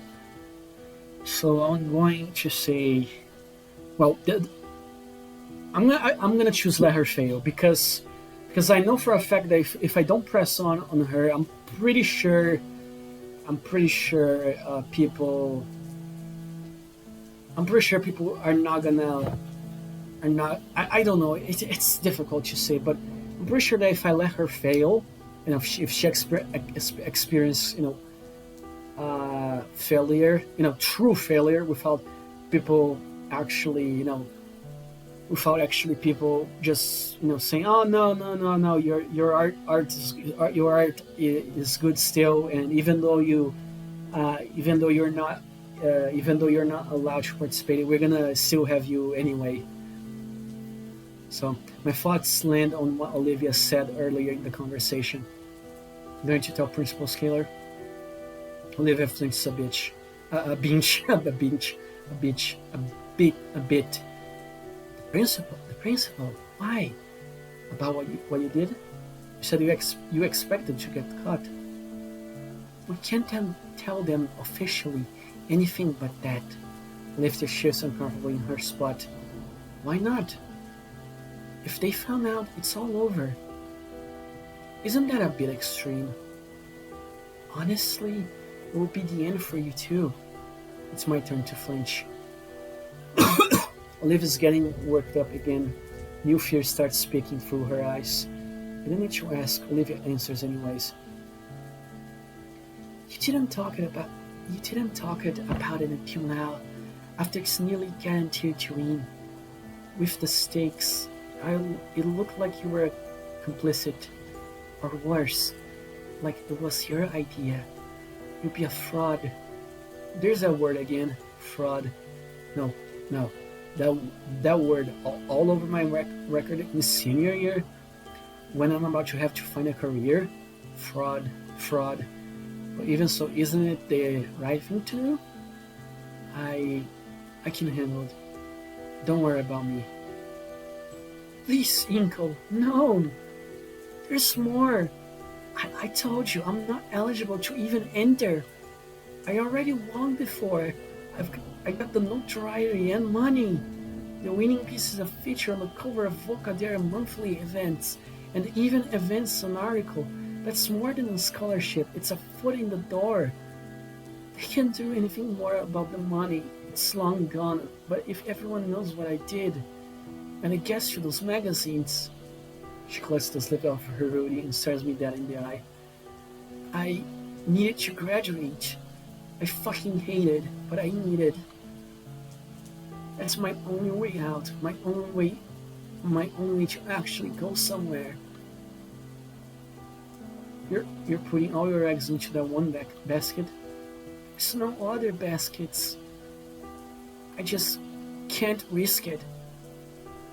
I know, I just carry on about why does nobody let me fail, but this is serious. They can't know. Please, Inko. I can't lose everything over this mistake. I just can't. I can't. Fraud. God, not that. But isn't it? Olivia grabs the side of my jacket and yanks herself close. The more she tips the umbrella over, it slides a few feet away in the breeze. It makes her almost lose her balance and fall over into me. Her breathing is erratic. Inko, listen to me! Please, I can't lose this. I can't be doomed to be nothing. This is all I have. You can't go to someone about this. I'm begging you. She tugged me towards the ground, closer to her. My jacket starting to tear.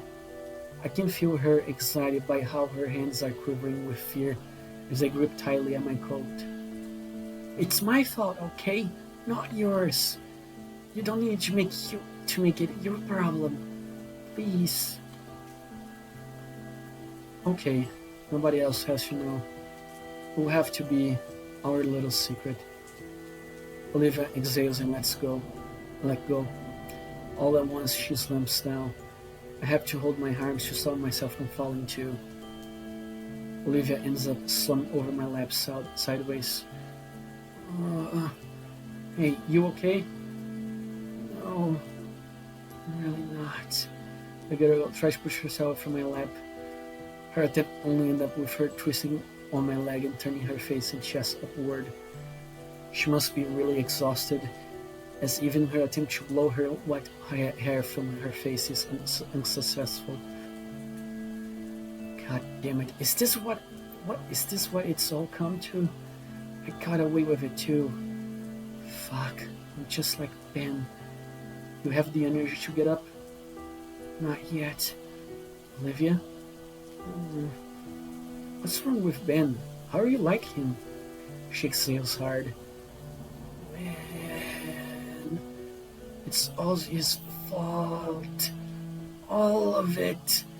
If not for him, I wouldn't be this thing. Some worthless heap, unable to do anything with nothing and nobody. None of this would have happened. It sounds like something I should be crying to. You don't need to tell me. Yeah, I don't. But I did this to you. I should be honest. Can you get off my legs first? I'm starting to lose the feeling. You too? Fine. Can you help me, at least? I take Olivia's shoulder and help her back into her sitting position by me. She just leans back against my shoulder. Sorry. Been a long day. I guess it's fine for now. Where do I even start?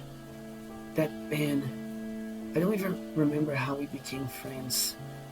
But we definitely hung out a lot in my last year of middle school. He didn't care that I was in the chair. He didn't treat me any different. He was cool. What's the issue then? Olivia bobs my chin with her school. Let me finish. He was cool. But in freshman year, back then, Ben was only in the student council as a secretary. I was looking forward to the early art show. We could all summon for the perfect piece, Dreamscape. Disdain was having in her tone as she said its name. Yeah, you won. I wasn't supposed to. Once again, her eyes were teary, though with rage this time. My mouth clicked shut as she glared at me. Her eyes closed and her tone was once again sorrowful.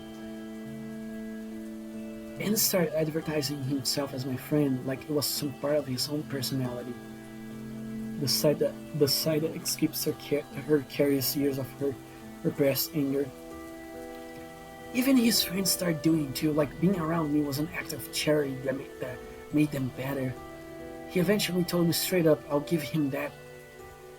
Her voice shifted again, but this time instead of voice she went through someone. It was an eerie, fixed smile to Ben. I am universally down on my luck. Not even a week later, people started walking up to give praise to my submission. It was the first time in a while I got a compliment from my work. I thought my submission was going to win. It was exciting. Until Damien showed me an article in the school newsletter written by a certain student council secretary. Half of it was basic crap about the art submissions. The other half was about me. Ben had writing the longest segment about the talented poor girl in the wheelchair and practically worshipped me for my determination. Surprise, surprise, it wins by a landslide. Even when my piece won, all I could remember was that feeling of just being handed a victory as a charity. My whole summer, all the after, just overshadowed, and for what? A safety net that I didn't earn. He really thought I was going to thank him. That's the worst part, honestly. As if I would, after using me as a stepping stone to climb the social ladder. I couldn't take anymore. I told him to get out of my life, and he just gave me this look. I'll never forget it. Genuine confusion, like I was an alien for being upset. But what he said, this is your only chance of succeeding out there. I want to just give it all up. But by then, the money, the exposure, his fucking safety net, I just took it. He was right. He was right, and I hate it. I really, really, really fucking hate it. That's what's between Ben and Olivia. I figured it was something, but geesh, After that, I just couldn't. I shut everything out, everyone out. Everyone was fake. Everyone didn't want to know me, just what I exist as. Even my own family. Hell, it's all his fault. All of it. Well, well, what? That's it. That's the truth. I just want to graduate and get away from here. From him. He ruined my life. Because of him, I'm not Olivia. I am Olivia, the poor, sad cripple. The tire is forever fixed to my name. Come on, that's not true. You're right, it's not. You are Olivia. No, that's also not it. I'm not Olivia. I'm God's funniest joke. Oof. I nudged the umbrella back over to us. Goes back into the spots proper between us, recreating the canopy shielding us from the elements. Olivia looks to me a gauge reaction. That was the sort of speech given by someone that's had years to think about it and hold it in. And it was one she's been waiting to give to anyone willing to listen, if she could just trust them. All of her pent-up angst against the guy that ruined her life. Released the moment she just couldn't take it anymore. It can get much worse than this for her, but she trusts me. What she needs to hear right now is...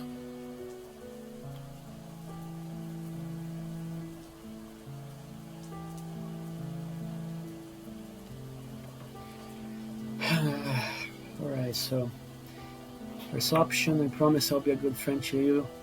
You can still take back the reins of your life and own your own mistakes.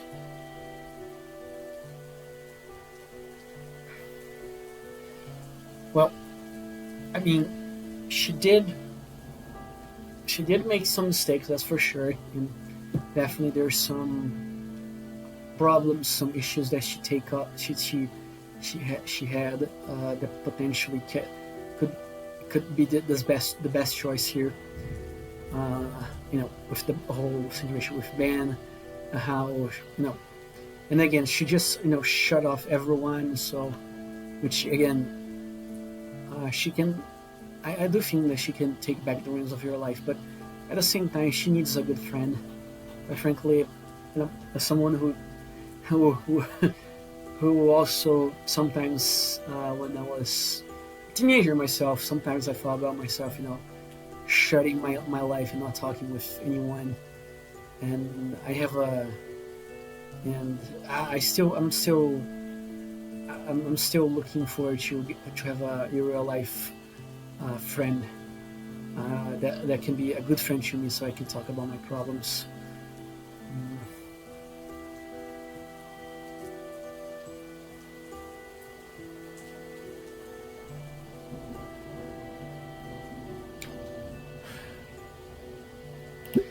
I'll go with the first choice. Oops, oops. I forgot to read the other text, sorry. She takes a moment to register the new sign and looks right at me, anticipating where I'm about to say. Olivia, I'm so sorry you went through all that. I promise you, I won't ever do anything to hurt you like that. That story, I never heard anything like it. I didn't know someone could be so cruel. We're friends, Olivia, even if you don't have anybody else. With tears speak from her eyes. I won't leave you behind. For now and always. I'll be your friend. No matter what. Olivia sniffles. Okay. Thank you. She smiles and closes her eyes softly. The tears pull and slide down her cheek.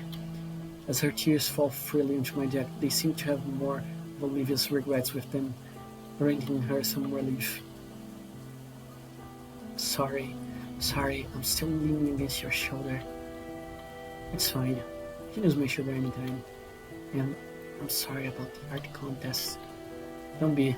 I forgive you. And with my piece finally spoken, I return my unnecessary shades to my eyes. Olivia finally breaks the silence. I know you say you you forgive me and all, but I still feel like shit for putting you through all of this. Now everyone's going to expect you to be skilled at painting. They call you a fraud. Oh yeah, I was trying not to think about it. Damn it, it's all my fault. Olivia rests over her knees. I'm surprised she managed to bury her lungs now and then. An idea hits me. What if you taught me for real? Olivia raises her head from her arms. Taught you? Painting, for real. It's like you say, I have expectations to fulfill. Would you teach me how to paint like you do? I don't know. Tell you what, I'll forgive you if you teach me. You already said that. Olivia looks down in contemplation. Alright, I'll teach you how to paint. But you should know I'm a lousy teacher. You have seen my work in class. I am a lousy student. I got a feeling it would work out. Hey, don't make it weird. Yes, Professor Halford. Stop making weird. I chuckled as I'm playful shoved by her. After that, everything was said and done. Things became quiet. Beneath the source of one umbrella, we relaxed together. I listen to Olivia begins shifting uncomfortably. I sit and watch as she takes her cuff and shifts them to her side with one hand. Her tail comes around, presses into the paper filled floor before her, keeping her upright as she starts to lean forward. Finally, with the strength of her tail and one arm, Olivia lifts her hips from the floor and swings her chins fully beneath her. She smiles as she kneels over me. You're just going to sit there? Crap, I guess I was rocking stupidly.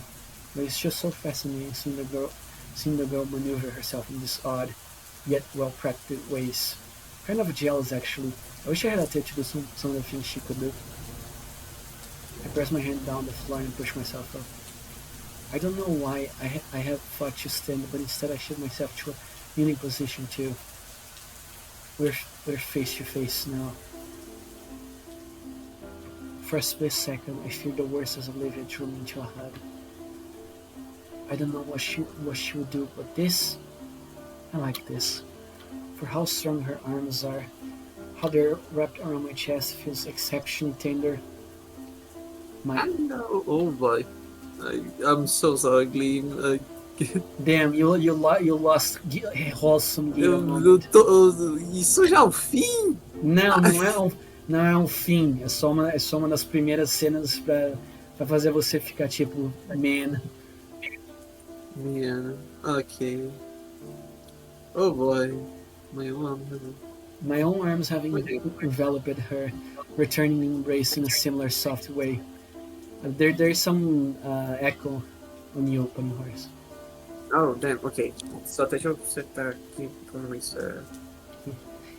Eu sou Hypocho. Hypocho. And as her arms loosen, I draw back, though I don't want to take my hands off her. That was nice. Don't make it weird. Sorry about that. Through the sound of rainfall hitting the umbrella, my ears suddenly pick up the noise of what sounds like squeaking.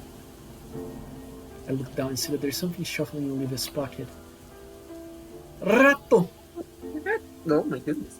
A little beast emerges from its hiding spot with a squeaking yawn, to which Olivia offers her hand for use it as a platform. Hey little guy, nearly forgot about you. Had a nice nap? That's a rat. Oh, right. You two haven't met each other. Inkle, this is Guts. Guts, meet Inkle. Oh, hi Guts. I awkward wave at the apprehensive-looking rodent. Olivia lifts Guts to her shoulder gracefully, like her hand's an elevator for him. You brought him to school? Well, yeah. I just really need him today since, all the crap that's happening. She gives Guts a few scratches under his chin. I bring him sometimes when things get rough. And nobody noticed? You haven't. You sure? Yarakan did once. He just told me that she not let him run around the school. Otherwise we'd consider a health hazard or something. The tardy bell rings out in the distance. We are late for our next classes. I'm sure Yardakan will understand. We should probably get back to class. Here, hold this. I gotta leave the umbrella so she and the rat can stay dry while I go fetch the wheelchair. By now it's settled some into the mud. This wheelchair has definitely seen better days.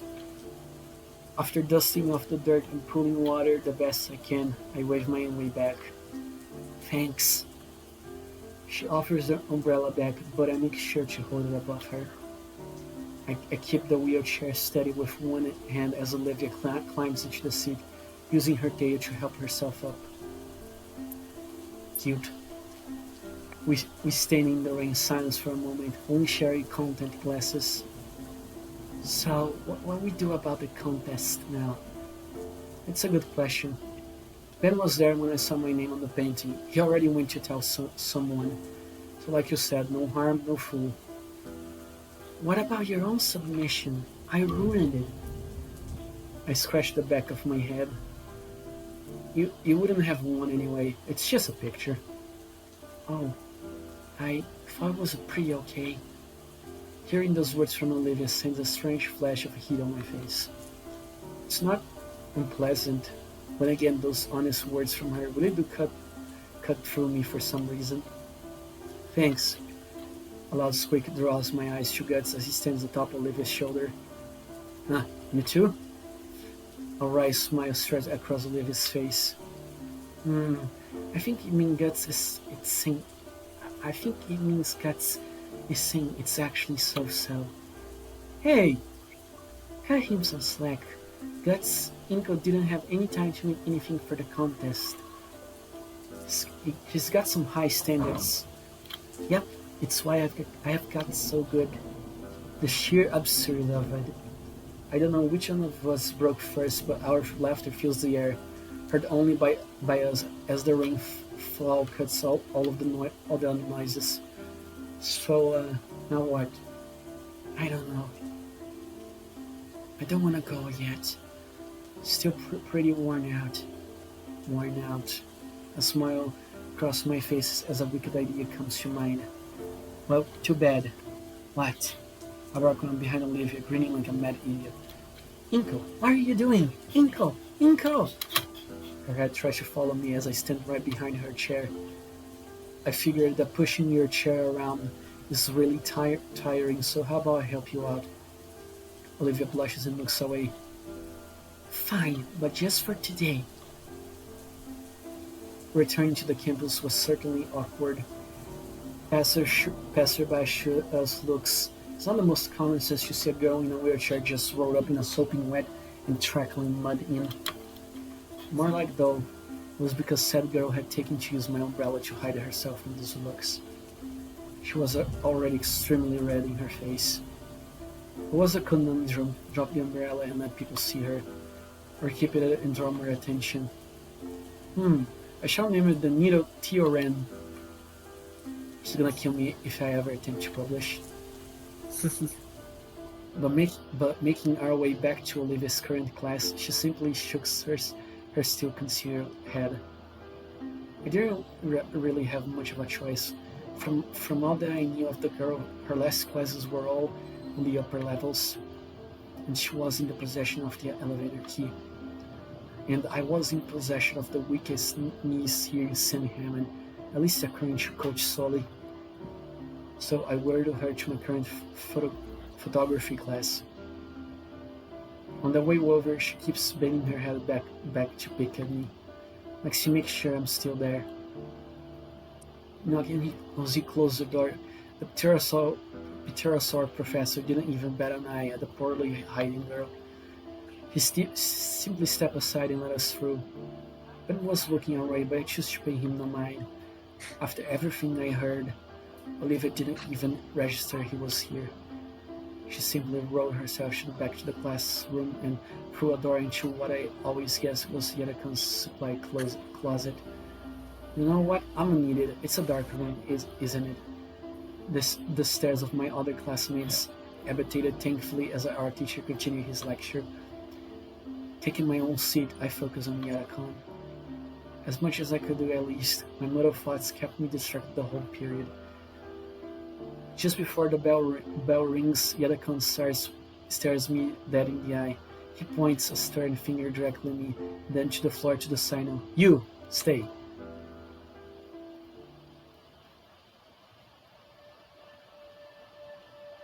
Once everyone has left, he closes the class door and locks it.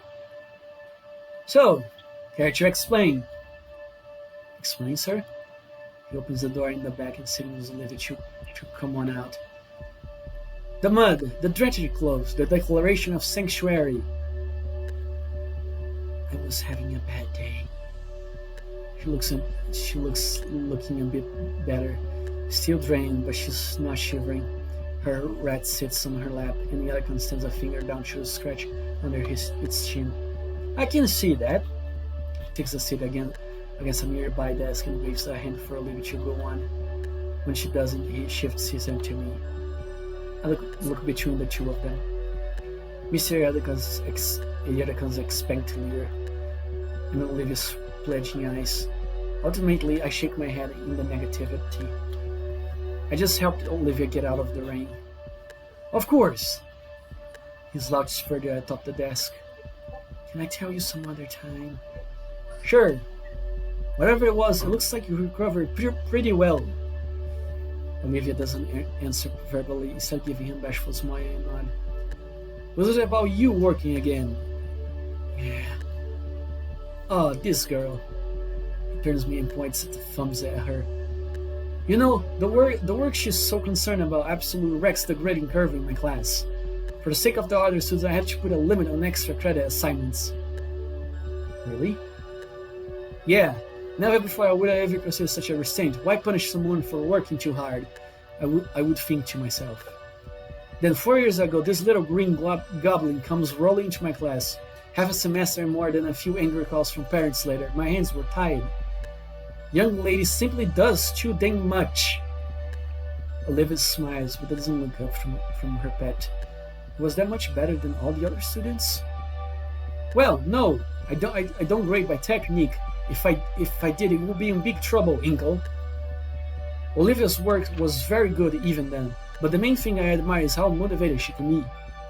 I haven't seen someone so enthusiastic to just paint in years. Certainly haven't seen anyone so enthusiastic I had to change the rules like that. You were worried to stop me? Was I? That definitely sounds like me, but I didn't stop you, not even a little. Heck, that year you even got me to see some things differently. I don't think I ever did anything like that. You did it when you came in after class the Friday before Mother's Day. Take a look at this. I'm handed the quill pen, and the first thing I note about it is how soft the feather portion is. It's the special pen you always used. It's actually from my wife. Wow. Inspecting closer, I can now see more of the intricate details. Wow. The feather is part of his wife or means Oh, reports his wife. Something like that. oh boy, wait. Oh no. From the faded engravings on the shank to the maintained but worn point. It's well made and kept, and yet the feather and brass show its age. She came in that afternoon with a whole stack of crumped painting drafts, so frustrated that she couldn't get it right, so determined to make it perfect. I say any of this would be great. Your aunt would love any of this, and she fires back. If it's not good enough for me, why wouldn't it be good enough for someone I love? I did not have an answer. So I tell her to take a step back. We take a few hours to go over fundamentals once more. I send her home to try getting right over the weekend, and come Monday she returns and hugs me first thing. That Friday night, though, what she said was on my mind. I talked about all night with my wife. Then that morning I decided to make a change for myself. My wife was molting at the time, so there was always a new feather or three in our blankets each morning. I took the biggest one, preserved it right, got a bit of help to make it into a real pen. And I have used it ever since. It helps me remember to do my job right, for the people I care about, and for the people my students care about. I think is that childlike reason that comes so naturally for the youth. That reasoning, it makes a type of innocent earnest dedication, something I think I have lost for a while. Don't give me so much credit. You haven't lost it, have you? Good. Don't lose it from me, okay? Okay. Yadakan yawns and stretches. You feeling alright to go to your next class? Yes, I'm ready. Great. He claps a hand over my back. We should do this again sometime. Mr. Yadakan's so cool. Mr. Yadakan ushers us out of his classroom as the late bell thrills, handing us a note that he rapidly scrawled on. Miss Procklin didn't seem enthusiastic to see us coming late, but sighed as she read the late note from Yadakan. As I took my usual spot, I felt something odd in the corner of my eye. Looking up, I went to see Olivia look. It was to see Olivia looking my way, with that smile on her face. One that spoke so many words, yet I couldn't figure out what. All I could do in turn was try to match it before focusing on Miss Brocklin's latest lecture. As more time passes, the art contest fades into the background. Last week, I had a scare when Principal Scaler called me to her office. I feared that they figured out what Olivia did, and I assumed I was a part of it, just as she predicted. Luckily, that wasn't the case. Instead, she wanted to inform me what they had no lads as to who could have done the swap, and since it was tempered, I had been removed from the contest.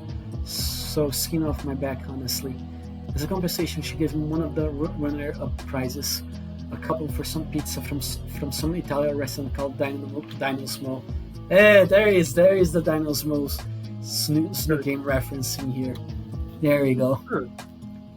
Not the biggest fan, but not a bad price you get after all of this. Save it for a rainy day.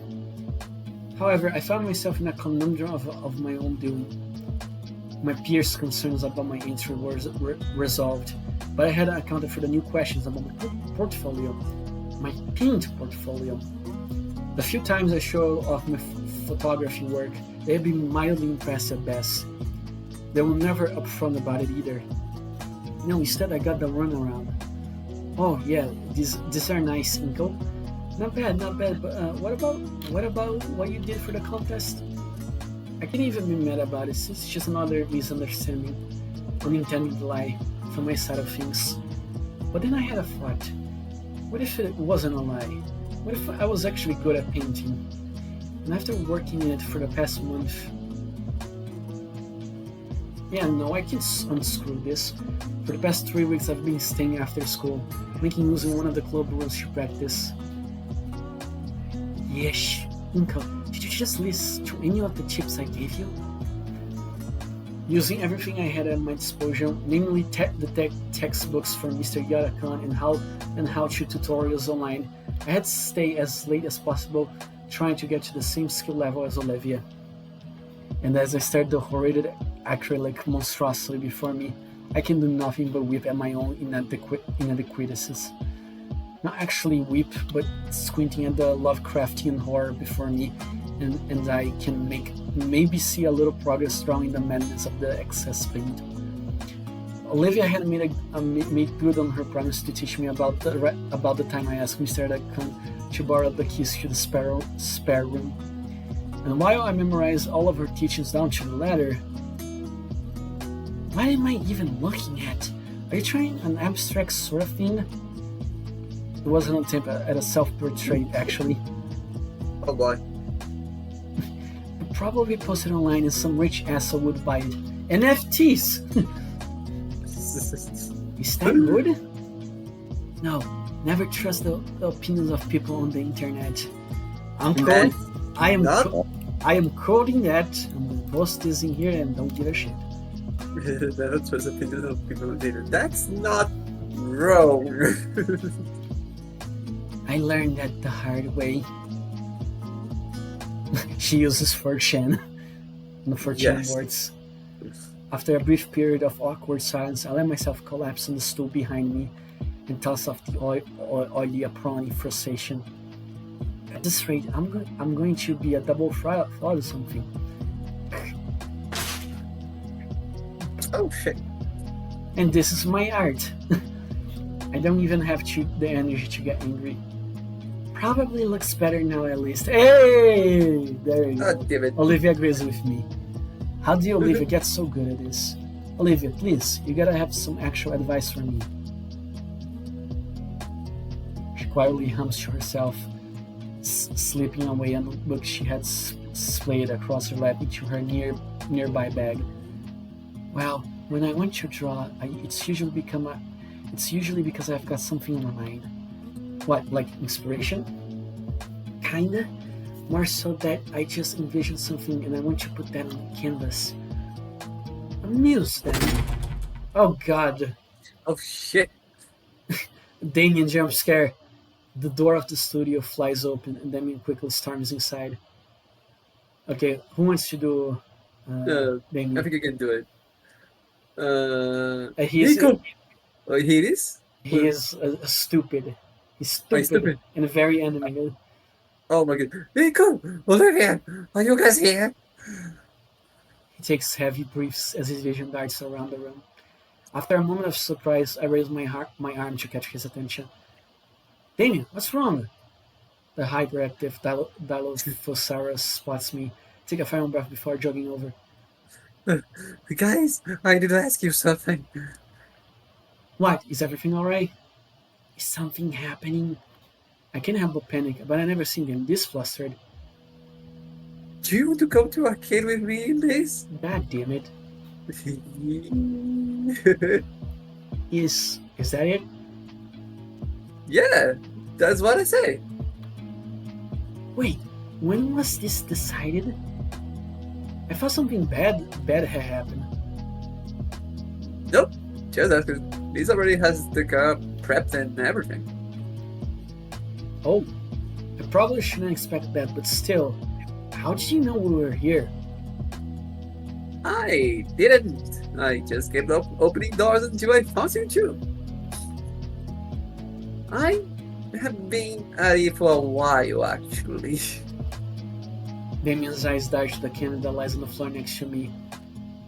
You work on your next masterpiece? Oh, painting sideways is probably one of your trade secrets, huh? That's not how it works, Damien. Olivia hides her sneaker with her hand. Don't worry, I won't tell us so. Yeah, that's right. Don't tell anybody. I lean down to pick up the canvas and place it upright, designed to remove the ugly painting and place in the corner of the room to dry. Anyway, how about it? To the arcade? The olive berry Knox fidgets, her brow lowered in contemplation as she considers the question. The arcade? It's not like I had other plans today. Sure, why not? Alright, let's go. Wait, don't just... I can't do it. Nico, Olivia, there you are. Damien was talking so long to get you, so I was about to come find you myself. This time, both Damien and I are wheezing for air. Despite Olivia's protest and hesitation, Damien's had wasted no time in grabbing her by the handler bars and sprinting for the exit. I had chased after them, all the while Olivia screamed like a banshee as she was pushed through the hallway at a breakneck pace. Yeah, just... I take a deep breath and stand up upright. Olivia's claws have dug her into her armrest, and she's definitely trying to kill Damien with her glare while he happily ignores. Why didn't you just message me or something? I wanted to, but... You want to ruin your concentration, eh? So instead you kicked the art room door open? Yep. Liz had the good grace to look embarrassed on Damien's behalf. But yeah, gave you a little bit of extra time, right? You've been staying late for forever now. I can't hide the wince. It had occurred to me that more people would notice. Relax. Not like you, the only one.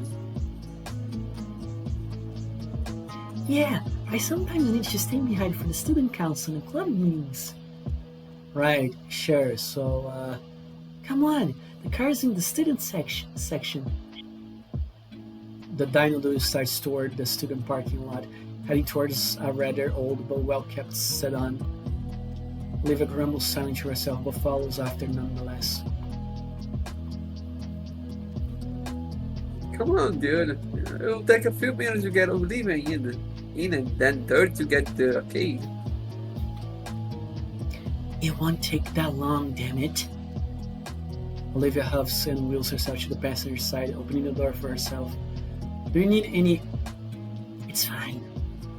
To punctuate her statement, Olivia uses her strong arms to lift herself on her armrests. Then, with more grace than I thought possible from the olive-scaled girl, she managed to flop down into the passenger seat. I stare at the abandoned chair, wondering where to put it. I've got a room in the trunk, Inkle. Plunk. The trunk lid pops up with a heavy tongue to penetrate that. It takes more time than I like to admit to figure out on how to undo the locks to actually collapse the chair. But once it's done, I'm able to slide it into the spacious storage easily. Damien had already hopped through the window of the front passenger seat by the time I'm done, as if he practiced the maneuver. Clack, clack, clack. I simply open the door behind Liz's seat and watch as a pile of soda cans empty onto the pavement below.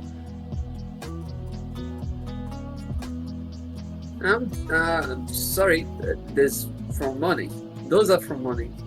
I just tossed them in the back seat when I don't. Surprised Liz doesn't make you use a bag. I do. Damien pulls up another plastic bag as if it were a trophy. Oh. Why haven't you tossed all those bottles out already? I'm saving them for a project about recycling. Plus, I'm also going to use a couple of them for a sculpture. Saves me the trouble of going out and finding aluminium. And I get to drink as much soda as I want. Beautiful.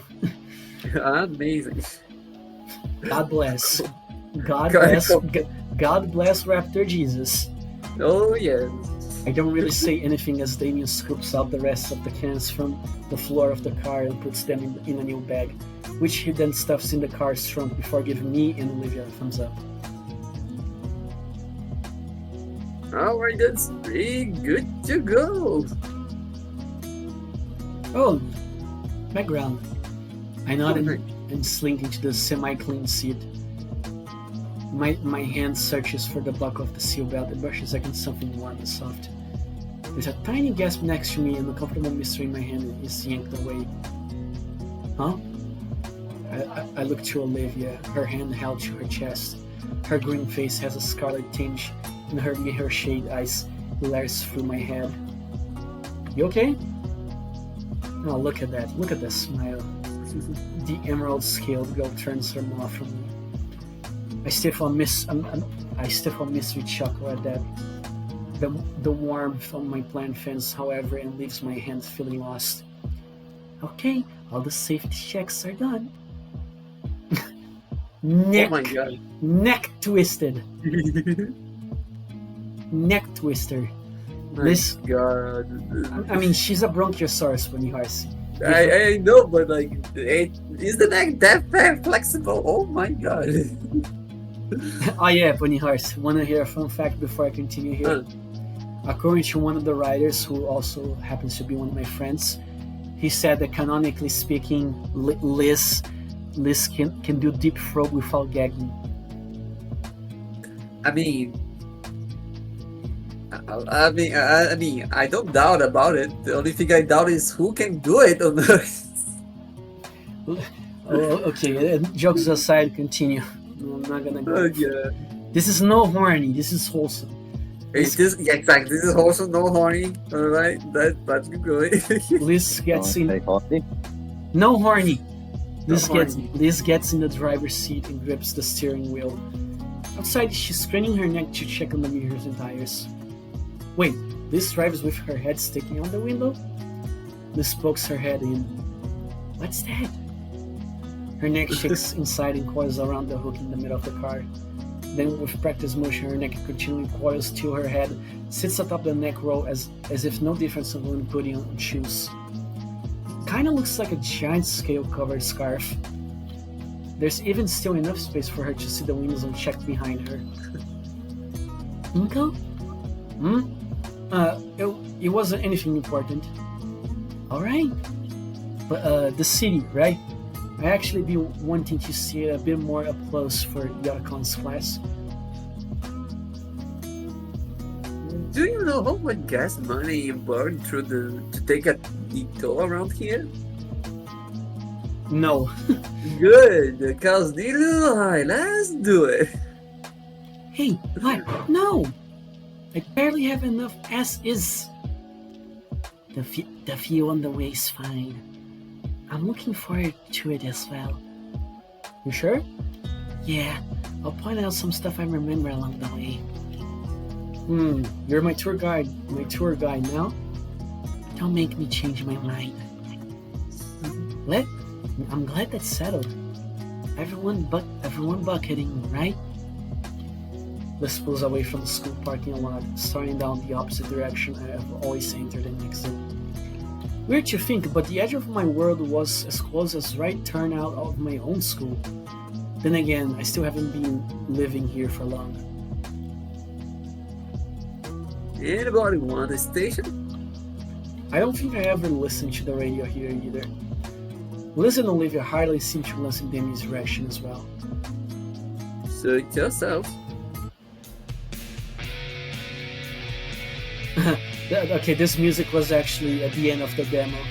Was like the credits of the demo, so. Oh, I see. I love this song. Within the span of a few seconds, the natural ambience of the road is replaced with the loud sound of decades-old rock music, sending vibrations throughout the car and everybody in it. Just as fast as it comes, however, it stops as Liz half-desirely yanks the volume knob counterclockwise, turning the music down to a bearable level. Damien frowns for a moment, but he doesn't seem to contest for the decision. Bzz. What the? I turn off the notification stuff except for messaging calls, and then between all the people I miss, there's only one who isn't inside the car. Checking the screen, I see... it's you, Open Your Hearts. Yeah, that's Damien. Any song requestment? Regret? Any song requestment? Seriously? I don't know, Damien, so long as it isn't twangy country music. Sure. My god. Wait, you've been texting? How long? Yeah, since like the first week of school. What the heck, dude? Let me see your phone. I hand it over, open to the contact creation page. She taps the first few numbers and pauses, and sheepishly yanks her phone from her coat pocket. She doesn't know her own number? Olivia finished tapping her number in and hands back. She enters herself as Live Long. Live Long. Live long. They did, yep. Keep them on and their puns, man. Their puns. My god. Huh, sounds vaguely oriental. Bzz. Test. Yep, got it. Bzz.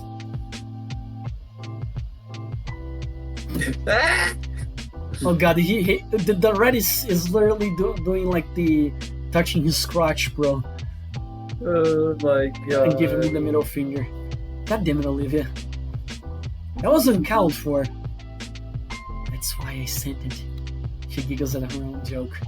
And this, despite being the butt of the mood in the car, is too high to hold it against her.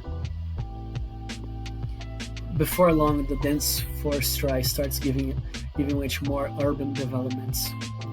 More and more decorative palm trees start doing the paths as well. The silhouette of the city gets closer, and we approach one of those spaghetti junctions leading up to it. The result of decades of poor infrastructure decisions, multi-million-dollar projects promising to fix all the traffic if they just built one more overpass. Olivia's paying close attention to her phone. She scrolls lazily through some forum. Uh-oh. What's so funny? Oh, nothing. Hey, Lizard Lounge? Oh boy, you're still browsing that, Olivia? Yeah? He's What's- ready. What is it? Don't tell him. It's the weird exclusionary chat room. They only allow dinosaur women. Men and rather specifically human men are banned. Oh, I don't know. This sounds sus. my goodness. Yes. Like, why human Very- men? A very specific human man, like, that was so. I don't know why there's no clue about it. Racial segregation! Thank you, Damien. Thank you for telling us. Olivia showed me once. The people on it are really weird. They're fucking 4chan. Come on. I Humans think don't like what we call the chat room. Now the question is, what board Olivia would scroll up? Oh boy. I'm pretty sure Olivia. I'm pretty sure there's like a board for art there. And V, maybe V. Maybe V. Actually, yeah, maybe V. Maybe V. Humans I are. think the art one is A. No, it's not A. No, A is I remember that. anime. A is anime. B is. No. B B is is. B. MPS. We don't Yeah. talk about B. Only the letter. B. Exactly. Yeah, exactly. Okay, so humans are banned. You weren't supposed to tell him. It's the last safe house for us on the internet. You mean the woman? No, wait, what? But I thought they didn't exist. No. I think there's probably better places for that online for you to associate with. Tell me about the racial segregation. It's not that. It's just how it has to be for our safety. Some dino girl can be doing anything at all. And there's always at least 3 guys in the comments saying she looks like. Don't say it. They also really bring down the quality of the site. Look, it's explained in the rules that humans have 1/5 the attention span of dinos. This groans while Olivia shows me her phone. The graph is what, Butcher? The graph is blurry to hell, and I can't make it. I can't make it out most of the text. I don't know how I feel about this. What? What's not to get, Inko? Think about it. You in an history class, it sucks. So you just remember, wait a second, I'm a human. I'm stop listening. I wish I could do that. According to oh my god. According to Lady Hitler, you can. Lady Hitler. Again, gonna put No. that's another fucking quote. My Yep. god. And there we go. Enjoy fucking quotes. Damien is coming with his dark side. Oh no. Oh god, it's literally for Chen, but for women only. Oh boy. Oh boy. It's just a funny group of women like me. Lay off. Ready, Pencil? Lay off. Let me have it. You don't really believe that stuff, do you? Not really. It's just the rules of the place, alright? Okay. Olivia sticks the phone back in her pocket with a huff. Ugh, was the ride to the arcade always this long? I think we're about 20 minutes away from the arcade still. Don't worry, Inko. The water fountains are integrated. Shut up! Damien cackles to himself. Alright, I hope the place still sells those hot dogs for just $1. There's no way anyone anywhere sells hot dogs for $1 anymore. Yeah, but they did it, and it was great. Olivia and I would save all night long if you just go here instead of the class. I don't think I have trusted it if it were still that cheap, honestly. You ate a dog off the floor once. That's different. Damien fills the air with old tales of his and Olivia's adventure in the arcade. She'd occasionally chime into correct him or whatever over embellishment. Even as the last remnants of suburbia melt away and skyscrapers overtake our view of the outside world. Finally, in the big city. Here we are. I'm almost disappointed when we pull into the arcade parking lot.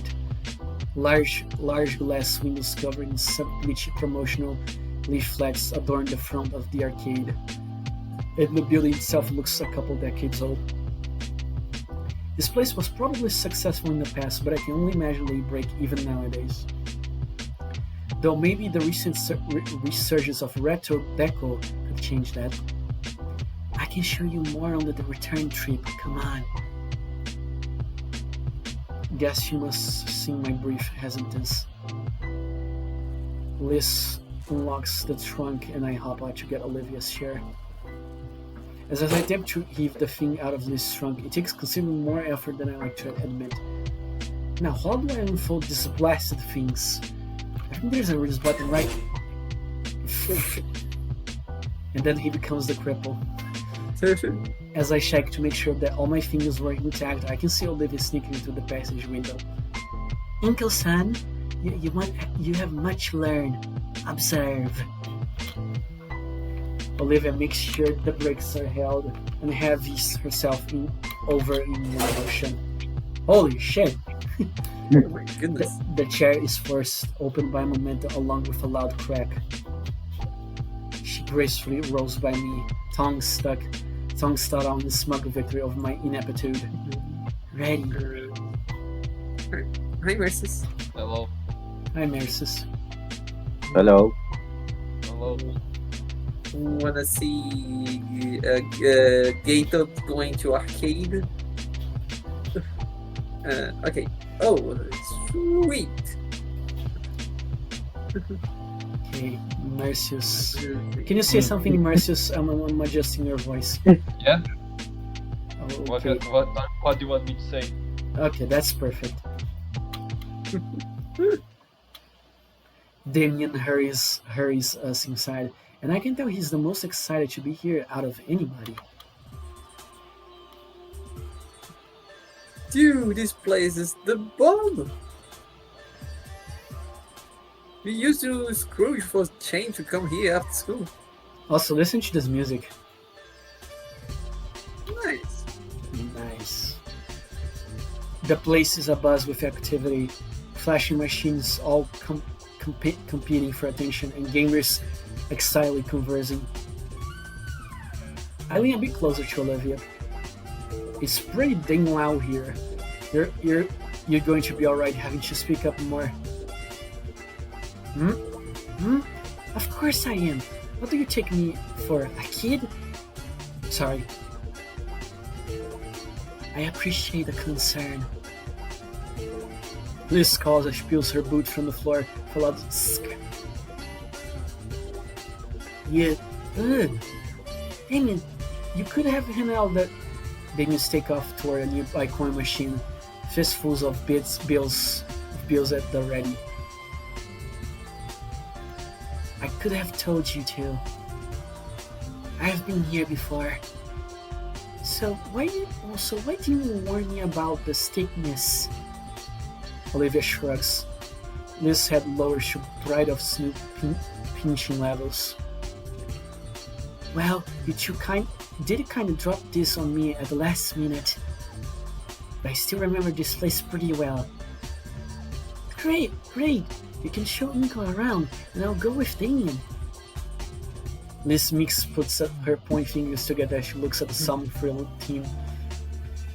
Those two-player gun things look fun to try out. You mean the light gun games?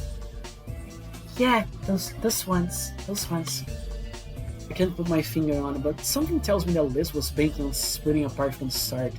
I wonder why he wants that Damien Hussey, you know? My God. Very much. Though it would give me an ample opportunity to have some alone time with Olivia. Just to get to know her more, of course. Oh. Funny hearts. Yeah, nice! I think I broke this one joystick. Liz sighs heavily through her nose. Seriously, Damien? Oh, come on. It's perfectly even and fair. You sure about this, Liz? We could just all stick together. The long-necked girl, Dinah, looks around the arcade nervously. As much as I want to protest the suggestion, it might be for the best. Liz wants to stick with Damien, probably make sure he doesn't do more damage. And Olivia knows this place as well, so she had know all the best games. We're already been spending time together after school, so why not?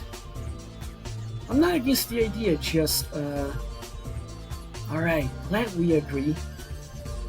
Liz takes this as a cue to leave, and she quickly pulls Damien away deep into arcade. Meanwhile, Olivia begins to roll ahead, but stops and gives me an annoying look. Come on already! Ah, right. As soon as I step closer, Olivia resumes her casual roll down the isleway. Olivia's eyes seem distant as she looks over the various games cabinets in the room. Silver iris dancing to and fro, a soft hum resonating from her mouth.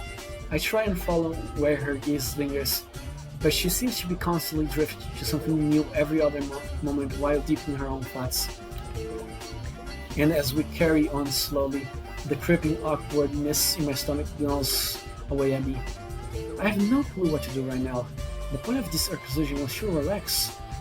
It feels rude to interrupt her, but she definitely knows better than me. Say, Olivia. My voice brings her back to the current moment with a start, her hands maneuvering her chair around to look at me fully. What game should we try first? The Barnoxness shrugs her shoulders. Anything. Okay then, how about one of your favorites? My favorites? Yeah, you used to come here all the time. I'm sure you got some you prefer. The look of surprise wears quickly hiding by her turning her chair back around. Fine, my favorite then. My favorites. She pushes her wheelchair with purpose towards a particular large screen in the corner. Looking across, there's a large block connected to it and dull multicolored sticks hanging off with the sides with wires. Oh, damn it. I look at the title above the screen. Ruin Robbers? The more I look, the more I see where splotches of fresh pink barely cover poorly their marked graffiti. Olivia's spot is so prominent as she glares at the base of the funny-looking block before the screen. They updated. So it should be better then, right? Her pout breaks, transforming to a depressed frown as her eyes seem to gloss over. I feel you, Olivia. I feel you. Oh. I follow her gaze to the metal plate at the base to try and better understand. The machine looks pretty well maintained if you ask me. Something wrong with it? They added a foot pedal for the cover action. I test the plate, feeling it sink down, and notice the video demo on the screen changes to a screen with a bunch of S with numbers next to each instance. This sucks. Olivia's hand curling to her face as she glares at the machine. A twinge runs through my chest when I look back to the first aid Dylan girl. One aspect of her favorite pastime has been changed in a way that almost robs her of it. The thought strikes a painful chord in my heart, though I know I had zero hand in the game update. All the same, to see the clover schedule looks so morose. I turn my eyes away to my feet, the sensation leaving as I do, and a flash of brilliance overcomes me as I look at my loafers. Hey, I got an idea. She cuts me with a growl. I know what you're gonna say, and the answer is no. So you're going to just give up because you can't play it easily? Yes. Olivia responds a bit fluid. Her hateful Okay. Okay. Her hateful eyes leer venomously at her former favorite game, but I know why my idea will work. Okay, you play then. Haven't you paid attention? I'll handle the pedal work. Olivia's words are left hanging as she tries to visualize what I'm saying. Her confused gaze wanders between me and the flat rectangle on the floor. The whole time she looks so goofy I have to withhold a shocking fear of her clowning me.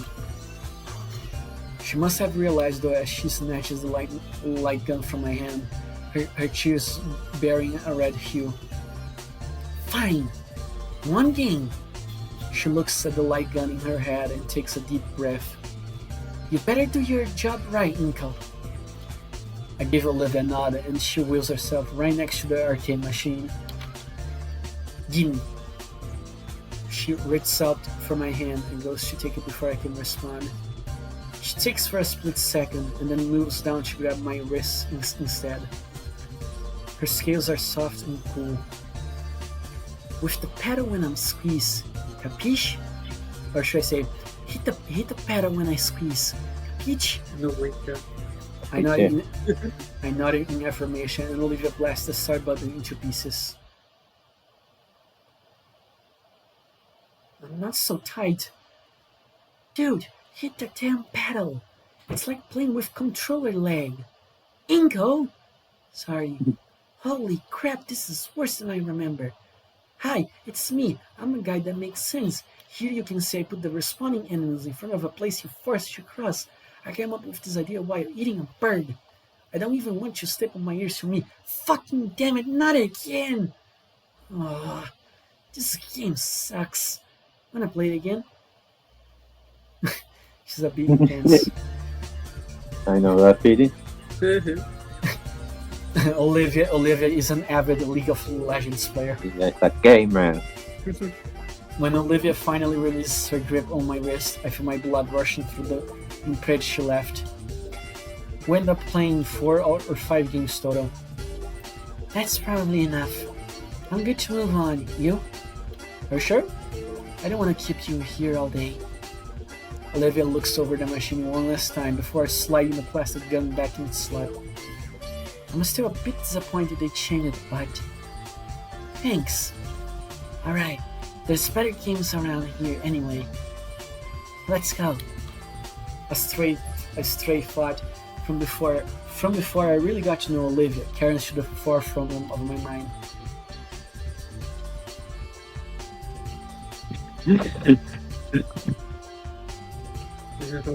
Damien, wake up! Sometimes along the way people start calling her Hot Wheels. Don't remember really who or when. But I do know it's proof she's got the fire in her. A fire in her.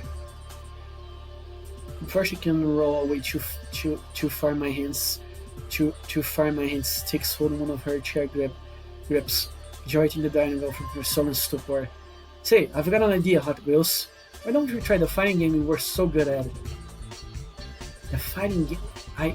Olivia jaws clicks shut and her hands riding together tightly. Oh boy, she's gonna show her KOF skills. Oh god. Oh. Arcade cabinets can change, right? I mean, her gaze towards the opposite end of the arcade, and I can hear the loud rollers of competition from here. Come on, Hot Wheels, what do you say? The name seems to invigorate her. Her glacier irises hardening and her ivory claws touching out of her wheels. An eerie grin creeps across her features. Tongue polishing Caesar as her predatory eyes last from the particular cabinet into the far side. Olivia picks a direction and speeds off, parting the sea of sweaty dinos and leaving a small place of safety in her wake. After a short while passing some digital pachinko machines, she looks back at me for a moment as if to confirm my presence to say, "Don't lose me." and then yanks her wheelchair to launch herself through the building towards a new destination. What? Hey! I finally give chase, following as fast as I can, while avoiding the rest of the awestruck players that just witnessed the high speed of Dino go, shoving them aside in her wake. As I get closer, the atmosphere seems to grow thicker. The very air becomes dank and heavy, almost as if someone dialed a humidifier up to 11. For a second, I have to stop my truck to catch my breath and try to cool down as my sheet begins to fog up. So this is the part of the fighting game crowd. Oh boy. I heard things, but I thought they were jokes. Oh! Through this fog I spot Liz, or that Liz head sticking above the crowd. Yo, you fellas! Getting closer, Damien and Liz's head come into view. Olivia stops and checks one last time that I didn't get washed away in the crowd. She then moves past Damien and Liz, coming to a stretching hall next to a particular cabinet. It's occupied by somebody else's. She removes a shiny coin from her pocket, placing firmly down the controls of the current player who hardly glanced at her. As I step closer, I'm able to overhear the exchange between the two dinos. The greasy ball Ankylosaurus, without even looking away from the cabinet, starts running off his credentials to Olivia as if it was a job interview. Okay, Mercy, since you're here, you can do the voice here. Yes. Which one? This fella here. The nerve, the bad nerve. The one, the right? On the right, yes. Yeah. Okay. You know, I'm the best Jurassic player inside of both. Look at the Vocadero. Right? Global S rank 3 online tournament wins. Besides, it's 50 cents, not. Shut up and nut up already. Olivia's voice caused the Ankylosaur to grimace and finally turn his head. You really want to try me? Oops. Alright, skip it. Oh, skip it? Yeah, skip a dialogue. Oops, sorry. Oh boy. His jaw clicks shut as his eye managed to sweep above and then down to Olivia, his eyes squinting as he returns Sawyer just to low lighting of something not displaying brightly colored pixel characters. Bro, you know you can't be bringing chairs over here. It's not after last summer. Olivia growls and raises a fist, and I think the pale scale Dino finally sees who is shouting at him. His mouth flaps helpless as he tries to explain himself before just stopping himself completely. Never mind. Sorry. The Gator girl sighs and taps a finger on the choir she placed down. Rose says you can't refuse, right? His head tilts in confusion. You know, you look to be the new champ here, right? Oops. Okay, the dialogue just skips itself. I didn't click anything. This is the champ's cabin. This is the champ's cabin, right? Damien's come over by this point, followed closely by Liz's head. Champ's cabinet? Unofficial, but that's the oldest one here. Being here since the dawn of time. It's like sacred or something. I look over the old machine, the paint on it chipped and positively covering marker ink to the point that the only legible thing on it's a very juvenile added to the game's title. This thing? Yep, man, they only let the head honchos actually use it. If you spotted trying without credentials, you end up headbutted. That's bull, but I believe it. I look back to Olivia, who's having a waiting staring down with the squat guy she challenged. Look, lady, I'm a big deal here. Buster or Nuts, crown champ of Vocadero. It's not. Oh, still me? Yeah, But This particular Jurassic machine got history. I think that's a typo here, but okay.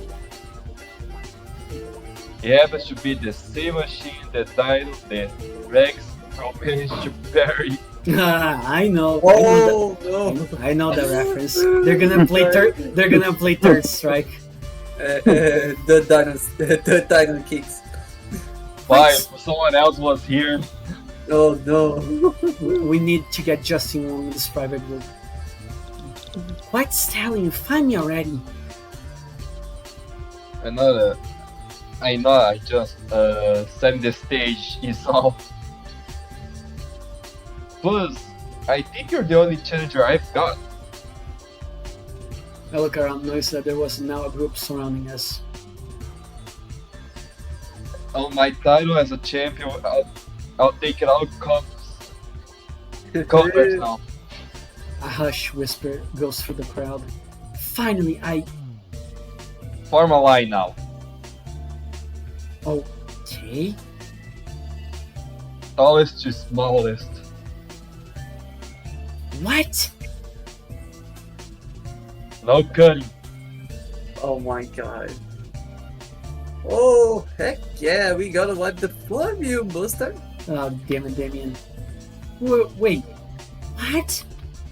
I don't even play video games. And I'm not really a gamer either. You better consider it the blood tax. Okay. I want you to protest further, but Olivia's head turns towards me with a pleading look on her face. Besides, you think I want to put my hands on that thing? Who knows where... We're in! Inko! Yes! Yes! Come on, Lace! It won't be that bad! Oh boy. Used to be by the brachial bull, right? Hold tight, I come get you. Oh, she's not even there. Damien pushes back to the small group around us, following Liz next to find the rest of her. Her head swivels around and gives chase. Her police should know to have to play falling in deaf ears. Ratio Booth. They are gay claustrophobic, so brachiosaurs tend to bump into everything, including each other. There was some lawsuit, so now there's a few platform space where people like her can sit and reach everything. There's even some other fountains attached. Doesn't stop things from getting tangled when there's multiple butts. It's something. Lore. Hmm. In the end, Liz must have relented because she shuffles up to the rest of the group. Fine, let's just make this quick. Liz reluctantly steps towards the arcade cabinet, a quick smile forming on the self-proclaimed champion's face. It doesn't take long for Liz to completely lose. The large angular sword's hands move like a blur as they dance across the campus, prompting the digital opponent into the ground. As boastful as it was early, he at least proved that he was skilled at Jurassic kick. The screen displaying perfect after only a minute against Liz. Liz crosses her arm and starts heading back to her old seat in the booth, headed in town with a pout. Buster leans his head back against his clasped hands to make sure that it was no big of a deal.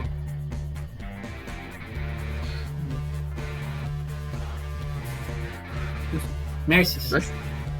Okay, hold on. Next victim. Damien stretched the cabinet and jammed his hand into the box for his change. Is there a whole piggy bank in there? Haven't seen your group around before. Tourists?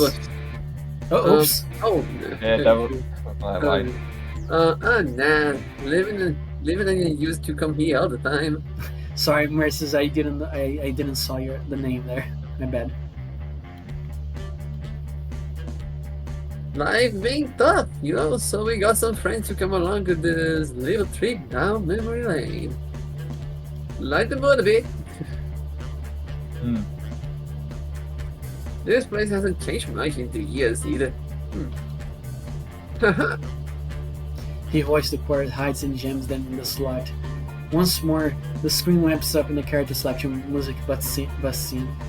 But Buster considers his selection and ultimately chooses the same character. Damien jams on the buttons and picks on the fight. What's with the death glare? Damien just picked a counter to his character. Probably expect all of us to be beginners. Buster does seem a bit more tense now. Been a while since then, though. Her explanation is cut short as the word take on a scratchy quality she did. Hey, you okay? What? I'm fine. I can go and refill your canteen pretty quick. Sure, thanks.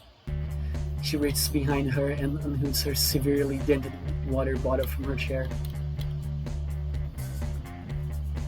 There's something to look into for Christmas. That Buster guy said there was water by the branch roofs, although I can imagine the water here is very good. Christmas? What? What am I thinking? I've got anyone a gift like that before. Focus, Inko. You're just getting some water. I head deeper in the arcade towards the center, passing through the aisle lit by game screens. You guys are done already? No, just refilling Olivia's bottle. Guess I'm gonna miss Damien's match. Say, Liz, this sticker here, what is it? Her head comes in closer as she eyes the weird brand on the canteen. Oh, it's from some really old show. Like back in the 90s old. Why? Just curious all. Well, I never really asked Olivia about it. Maybe I should. After all, I think I recall watching a video essay about it once. Though I can never really get into older stuff, that animation always looks so choppy. Recapping the bottle, I lead Liz's heads back to the fighting game section. It's surprising that Damien and Buster are still playing, this time both of their hands slamming furiously on the controls.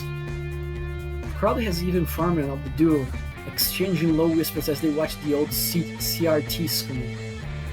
I pick out Olivia at the front crowd close to the camera so she's able to clearly watch.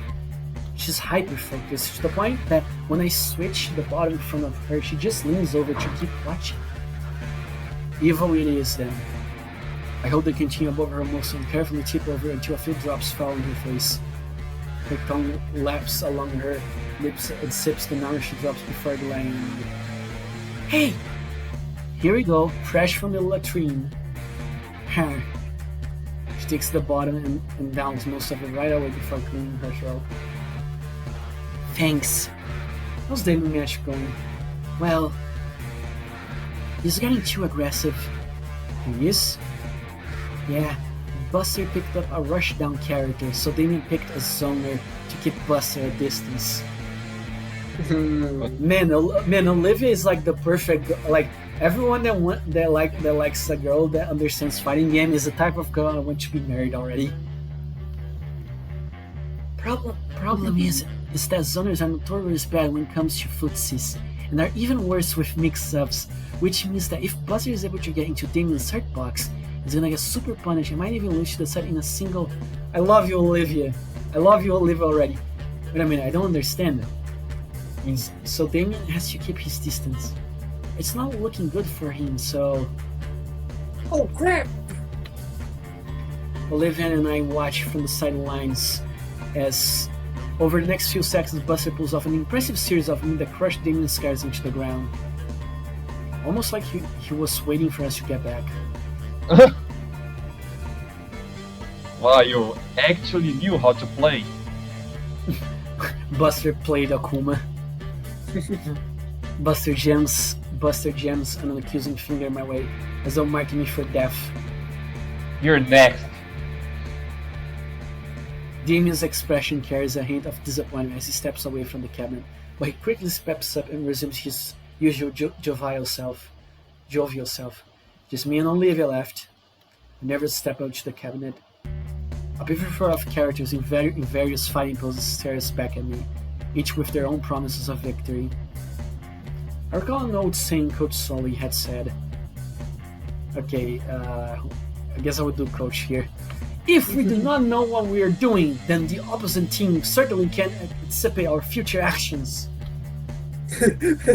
No. No, you gotta pick random. I, Inko, Everyone wants me to record. Imagine X-Ray end up taking Street Fighter 2 a coma. Oh, that's true. Nah. I think this is a No, reference Street Fighter to. Alpha. No, this is like I think they're referring Third Strike here. So I'm pretty sure. Imagine Inko puts random, gets 12. I type my Oh no. I type my joystick over to the large question mark in the middle of the screen is highlighted. To the astonishment of spectators and my visibly nervous opponent. The game begins, and my opponent besides me seems exceptionally calm as he manages his controls. Compared to me trying out every button and sticking input to figure out what the heck I'm doing. Unlike Damien, who at least looked like he was holding his own against the bloated Buster, I was getting the digital crap kicked out of me.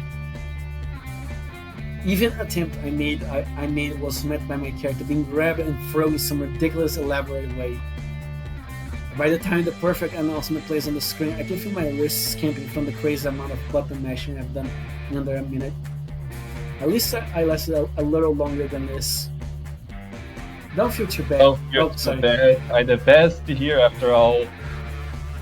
His snort-filled laughter grates on my ears as I walk back to my friends, all of them staring daggers at the past scale diner. The rest of the crowd are in an uproar along with him, and I can feel my ears sit up a big attention. Olivia's eyes are narrowed as she wheels herself into position, her tail lashing roughly against the ground as she waits for the laughter to die down and her turn to finally begin. Buster chuckles to himself while cracking his knuckles. Well, that's humorous. I just finished wiping the floor with your pants while you're hardly breaking a sweat. Now, that's not true. You were sweating with David. So just to know who you're really dealing with, I'm the Buster of Nuts, Achiever Octaves, the annual Jurassic Wisconsin Eat Tournament, Demolition of Ikra, the second best player of 2017 to 2012, and the co-leader of Midwestern Branch Mighty Mammoths Gamers Guild. Holy shit, that's a mouthful. My goodness. You won't look back for ducking out. Are you really ready to get busted? I think Olivia's gonna bust his nut. Buster feels good. You're fat. Damn. Counter. Like, you back out of it. Olivia's response is to insert her coin slowly for breaking eye contact with Buster, with I can only describe as a predatory leer. She then slams her fist on the start button. Buster instantly moves his cursor towards a different character. Damien next to me lets out a soft gasp. What? What's wrong? Buster's character is like three kind of bullshit is what's wrong. What? Well, for one thing, he's usually gentleman's man in tournaments, and His mouth is moving, but all comes out is an alien words. Buster lets out a chuckle and turns to look at Olivia, giving her a smug grin. Olivia doesn't seem all fazed by Buster's character choice, clicking her joystick lazily. As soon as Olivia picks her character, the gamer also blares the name aloud. Wani Hug! Damien turns to look at me. The excitement in his face is overbearing. That's a little me! Oh man! This will be one hell of a fight with Olivia breaking her out. So, is this Wani Hug a good character? Shortest explanation you understand is yes. What's the long one?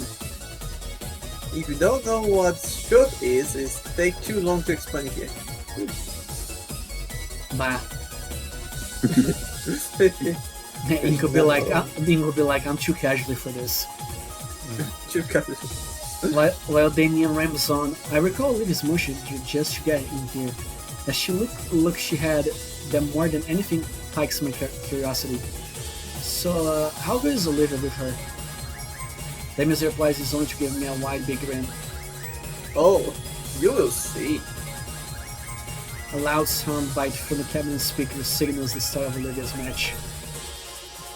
Given the way Damon spoke of Olivia's skills like it was derived from an ancient scroll, I expected to be a flurry of pixelated beatdowns and tactful controller play. Man, now I want to play Type Lumina again, but my internet has been shit these days. But instead, it looked like nothing at all. When Mario just play, both characters just shifting back and forth, the joystick in Olivia's and Buster clacking about furiously. Honestly, it looks more like they attempt to make their digital avatar step dance. Ooh, They're playing neutral. they're playing neutral. Wait, did I miss something? I don't want just 18 neutral. I don't want you to turn my eyes away in case anything happens. No, like they trying to get a read on each other. It's like they are trying to predict what the other will do so they can counter and steal the match. Oh, Okay. so like they're sizing. There's a heavy crack in thumb in the floor in front of me. Olivia tail lash at the base of the cabinet, while Buster's Stegomizer had managed to crack into the carpet floor beneath him. On screen, the characters finally made contact and sent each other flying opposite directions. Behind me, the crowd started cheering, finally excited that there was some actual action happening. Demi saw hollering next to me, cheering on Olivia with all his might. Though the excitement dies down again as the duo resumed their cyber posturing. My eyes darted between Olivia and Buster. Olivia's completely absorbed in the match. Her eyes are wide and full of killing intent. Yeah, I'm sorry, Liz, but after knowing Olivia is a fighting player god, yeah, I'm ditching you. Olivia's my new waifu. Buster, on the other hand, seems like he can barely contain his fury. 10 seconds on the clock, Olivia comes in clutch, punishing Buster's character with an impressive string of attacks. He managed to get away with a single pixel of health just as the time limits runs out. Winner! Wani Long! The crowd goes nuts as Olivia victory is announced. Wani Long. He just honest out against the character. Yeah, thumbs up. Hey. And you know what? I can't help but cheer along with them. Olivia slumps back on her mobile seat and lets out a sigh before returning to her original position. Buster lets out a snort, twists and stretches his neck, and cracks his knuckles before once again gripping the controls tight. Round 2. Flash and Trash. Down. The crowd returns to a more silent state of observing the match closely. Only low murmurs as they gawk at the two highly skilled players. The words pass around reach me, attempt to draw my eyes away. Weird for him. Surprised he's not doing the... Is he playing with her? Come on, Olivia! Damien's shout above the rest of them nearly blew my eardrums, but I share his sentiment as the stylized characters exchange simply blows. The timer continues to tick down, Buster once again being put on its defensive. With how the previous bouts went, Buster always had control with a cutthroat level of offense, but I didn't think of him being this passive. The count once again hits 0, this time with Olivia's character slouching the feet, and the crowd cheering again, though less enthusiastically than before. You got this, Olivia! Just one more win and you are the champ again! Olivia's shoulder tensed up on what he said, and always stared directly at her. Damien! Come on, hot news! Show them why you're the best! She groans a bit and refocus on the screen. The group simmers down in silence in anticipation of the start of the final match. The sudden silence actually catch me off guard for a second, long enough for my own doubts to catch up to me. Buster's play style, it's like he's not really trying. The match starts and the hype flares right back up.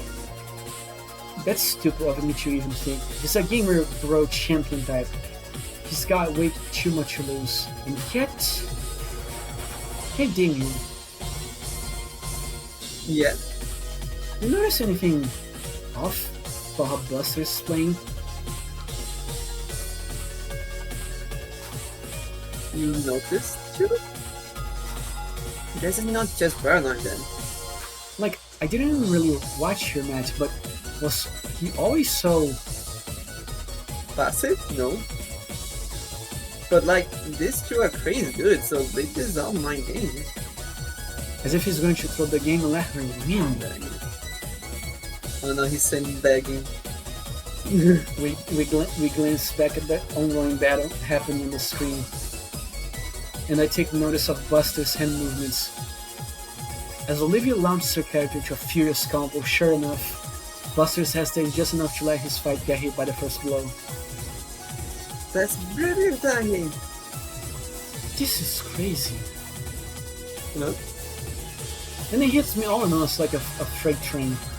The way Buster was looking down at Olivia, how he didn't want to take her challenge, all the excuse he was giving. He's a virgin!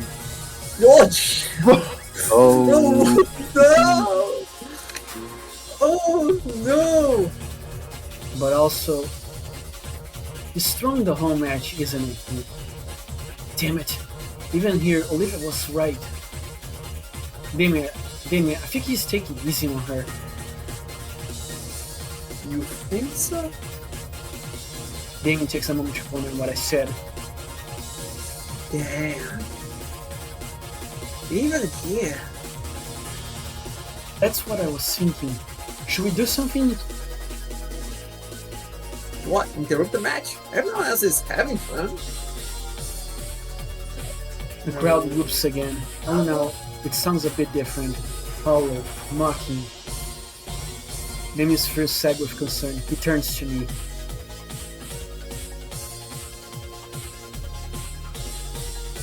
Bunny Harsh, it's you. I know, just give me a second. Okay. Avoid it.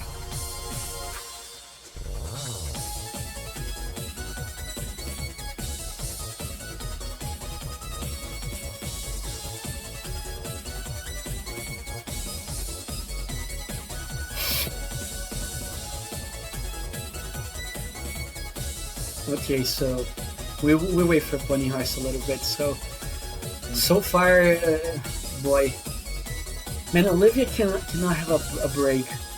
Every time she tries to do something and tries to get good, people just throw it easy for her. Every time, man. Feel bad for her. what a team.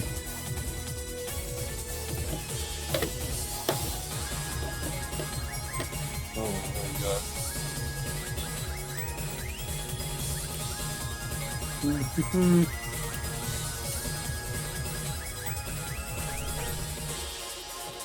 Oh god, I didn't did a print screen of the Lady Hitler moment. Damn it. Ah, he's a virgin. He's a virgin.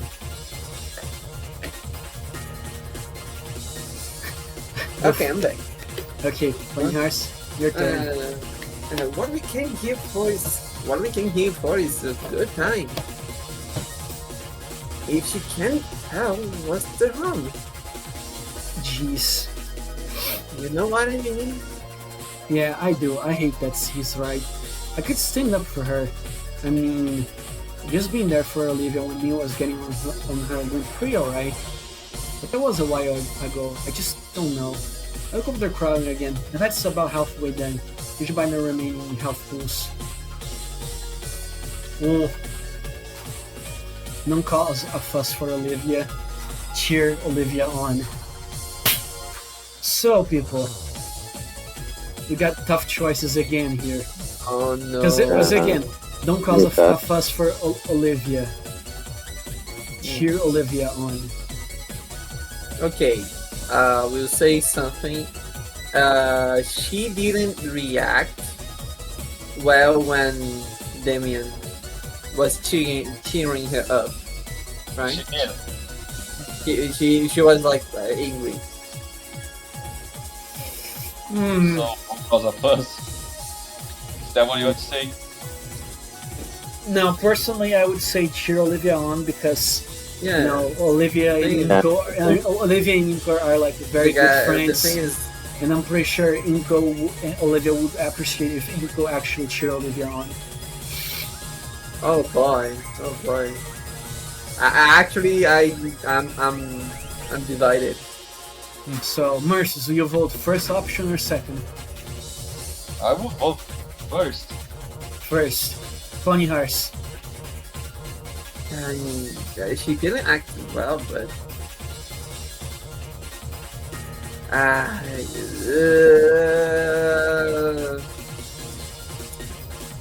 I will say don't make a.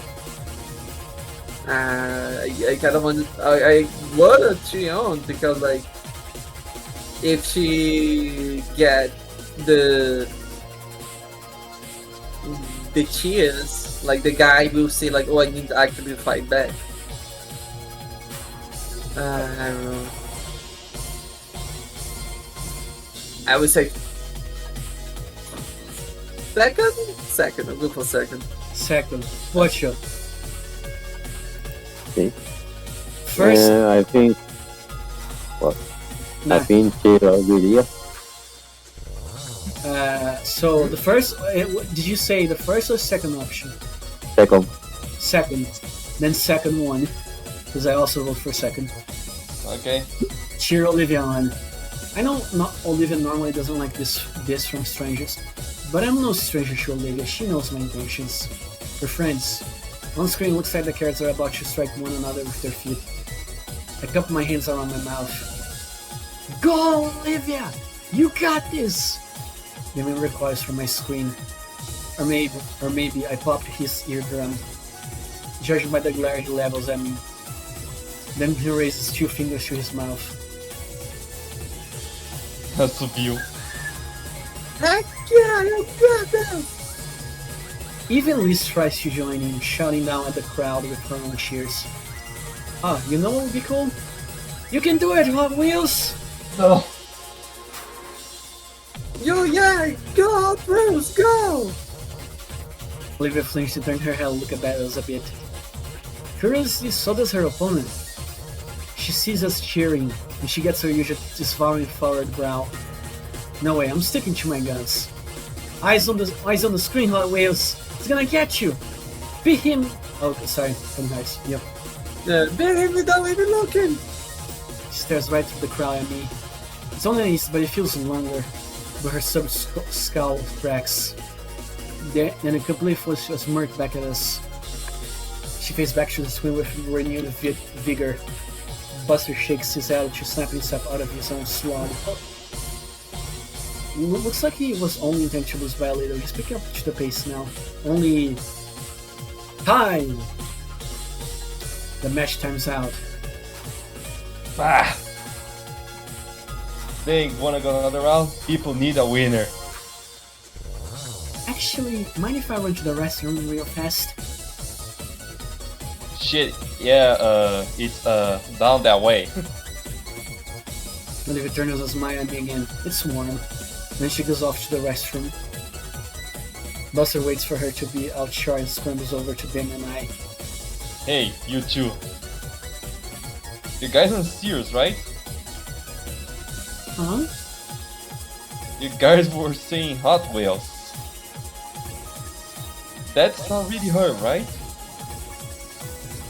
The Hot Wheels from the decade ago? Yep, it's her. Why? Damn, I feel like a jackass now. You were throwing for her, weren't you? Leo? Your buddy Pinhead gave me some sub story about her during the match and I felt bad, okay? What should be known as the asshole that he picks on cripples? Oh, Buster was being hospitalized to the young lady. Who? The fuck? Shut the... Yo, Buster, you simping? Yeah. Yeah, I didn't mean to. I didn't mean to disrespect or anything. Crap, I didn't know she had a history here.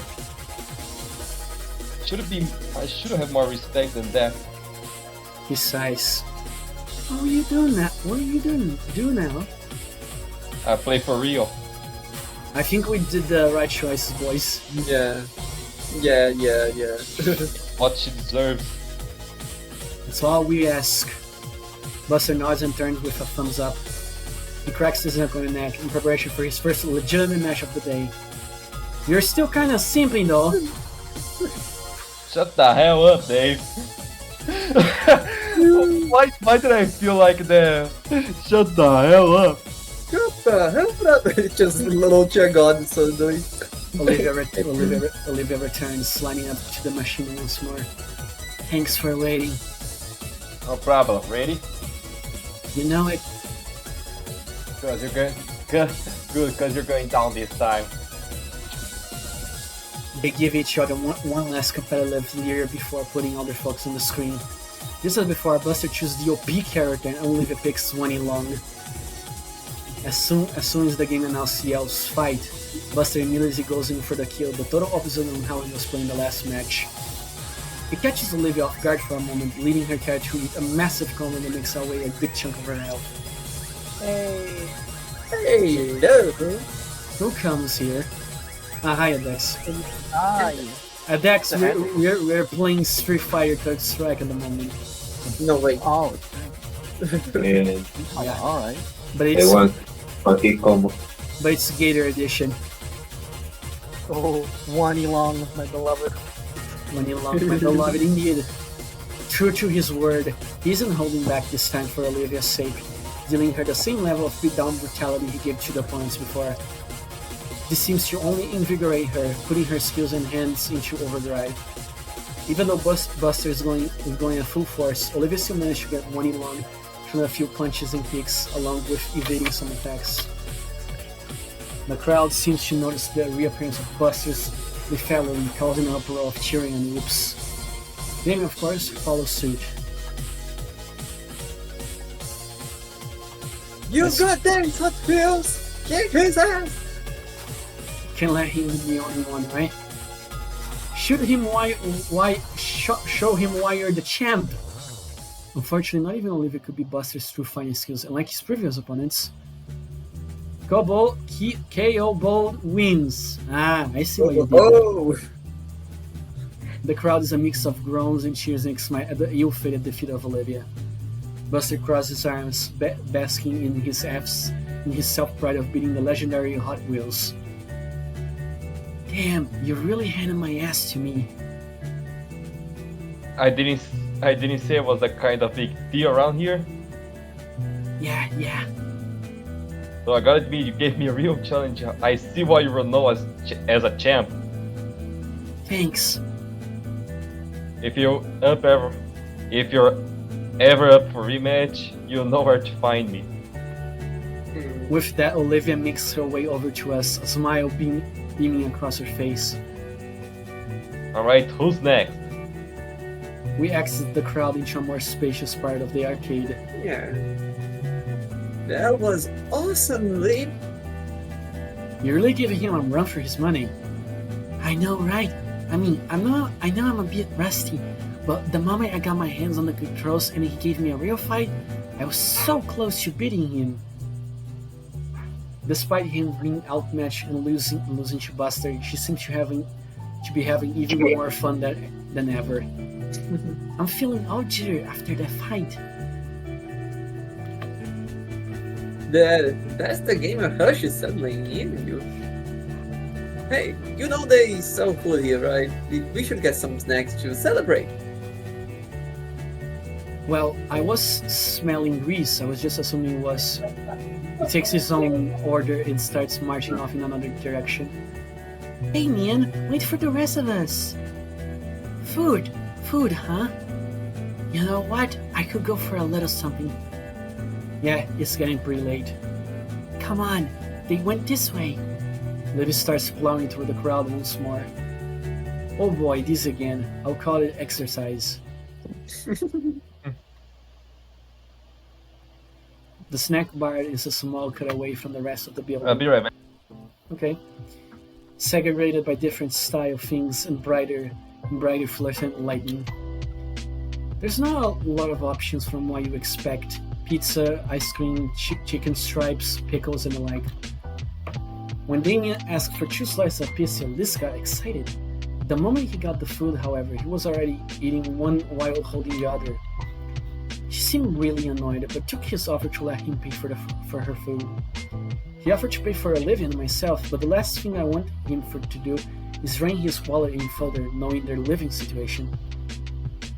It's barely over $10, so it's not like it bothers me. Olivia had got an order of chicken wings slathered in hot sauce. I just went with the classic chicken stripes and one of the sodas I recognized from the school vending machine. We take a seat at one of the few open tables, and I struggle not to think about how often they're cleaned. Damien doesn't bother sitting with us. He just heads right back into the fray with both arms occupied by his dinner. Liz follows after Damien to keep track of him. At least, her head does. Olivia barely even sets her tray down before her. I simply shift myself away from the maelstrom of molars and claws. Damien probably said he had covered the meal because he knew Olivia would get like this. Sheesh, Hot Wheels. Would like some actual meat on that? I didn't even know wing buns could get that big. Olivia responds by snapping the bone in two between her teeth. The marrow squirts out a little, and she has to get a napkin to wipe her cheek. Suddenly, my own chicken tender mousse looks even more unsavory, so I push her aside and closer to the tooth-head tornado. It only takes moments for her to accept my offering with no manners whatsoever. Perfect. Don't mention it. So, after we finish, any other plans? Olivia ponders my words while rolling a bone around her mouth like it's a lollipop stick. This is a chicken bone, Uncle. An orderly, large chicken bone. I don't know. I have basically done all I want to do by now. We must probably get another 20 minutes before he bursts out. I'm gonna put you in here unless you want to do something. Nah, I actually don't play games much. I have fun playing with you though. Olivia looks away for some reason. We should do the surfing more often. Yeah? Of course! I never had this much fun outside of my previous schools. Mainly because I never had many friends to hang out with. That's kind of sad. It is, but it looks like moving here was a change for the better. Plus, it's fun hanging out with you. Though stained with sauce, Olivia's lips curled into a smile. And Liz and Damien too, of course. Though I have to admit, with the way Liz gravitated towards Damien, it's almost like she had this all set up. What do you mean? Well, Damien and Liz are pretty close, so maybe she's just using this as an opportunity for them to get closer. It's almost like we're on a double date or something. Yeah. She jerks back to me, completely attentive. Did I say something? Really? Yeah, it's kind of funny. Since we hang out together pretty often, people might have started thinking we are together. Something whips to my back. Ah! Olivia grabs hold of her tail. Crap, sorry. Yeah. I had fun today. Going out like this for the first time in years, seeing this place again, it's nice. Yeah, boss guys said they renovated it a bit in the last few years. Has anything else changed? Olivia looks into the depths of the arcade, looking for anything different. You know what? I think the wallpaper's changed. But other than that, she turns back to me with a nostalgic grin. No, it stayed the same. You know what has changed though? What? The people here. What, like employees? I am too, but I meant the regulars. When we came here, the place was always more... Her tongue probes her cheek as she considers different words. More... hectic? No, more packed. It was so easy getting through here today.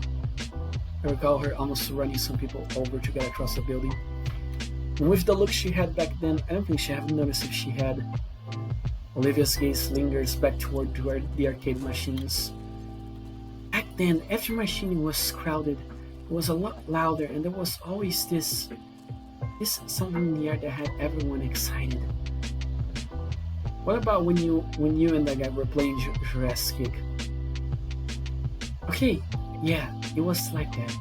But we know, like it felt like every machine had a crowd around it. Everyone just getting crazy, and it was always a pain to win your turn. With the heaviest size of Olivia turns back toward me. Just feels empty, like everything else nowadays. Existential dread. I mean, empty is good. You're able to get around easily. Mere hit and runs, notwithstanding. And personally, this place feels crazy to me. Even here in the tiny food court, I can feel the rumbling loudness of all the people here resonate through my body. Her only response a non-committal hum. Olivia handles her flags carefully, staring down at the sticker I had noticed earlier with a wistful look. Okay, one moment. I remember that Liz mentioned about it being from an old show that she watched. Say, I noticed the sticker when I went to refill it. What's it from? Ah, Dad, it's some from old anime that I remember watching growing up. It's nothing really special. From some anime, huh? What's about? Look at her eyes. She went full. She's going full anime, full weeb mode, activated. You. Oh no! You say the line. You trigger. I know that effect when You want to, I found you want to the now? travel in my friend girlfriend. Sure. Say what you know Inuyasha? Sure. I never really caught on the whole anime stuff, but I like to know what's about. Well, if you really do want to know, it's not like any other anime. It's called Gundam. Oh! Oh no! And Oh no! for the next 5 minutes, Olivia tries to summarize the premise of Gundam in detail.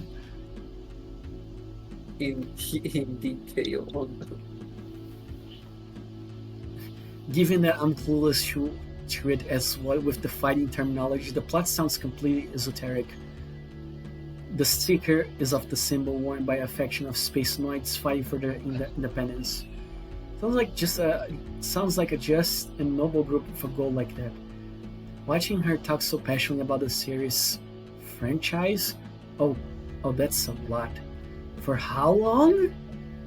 But that's alternate universe. Oh, and then there's this martial arts one.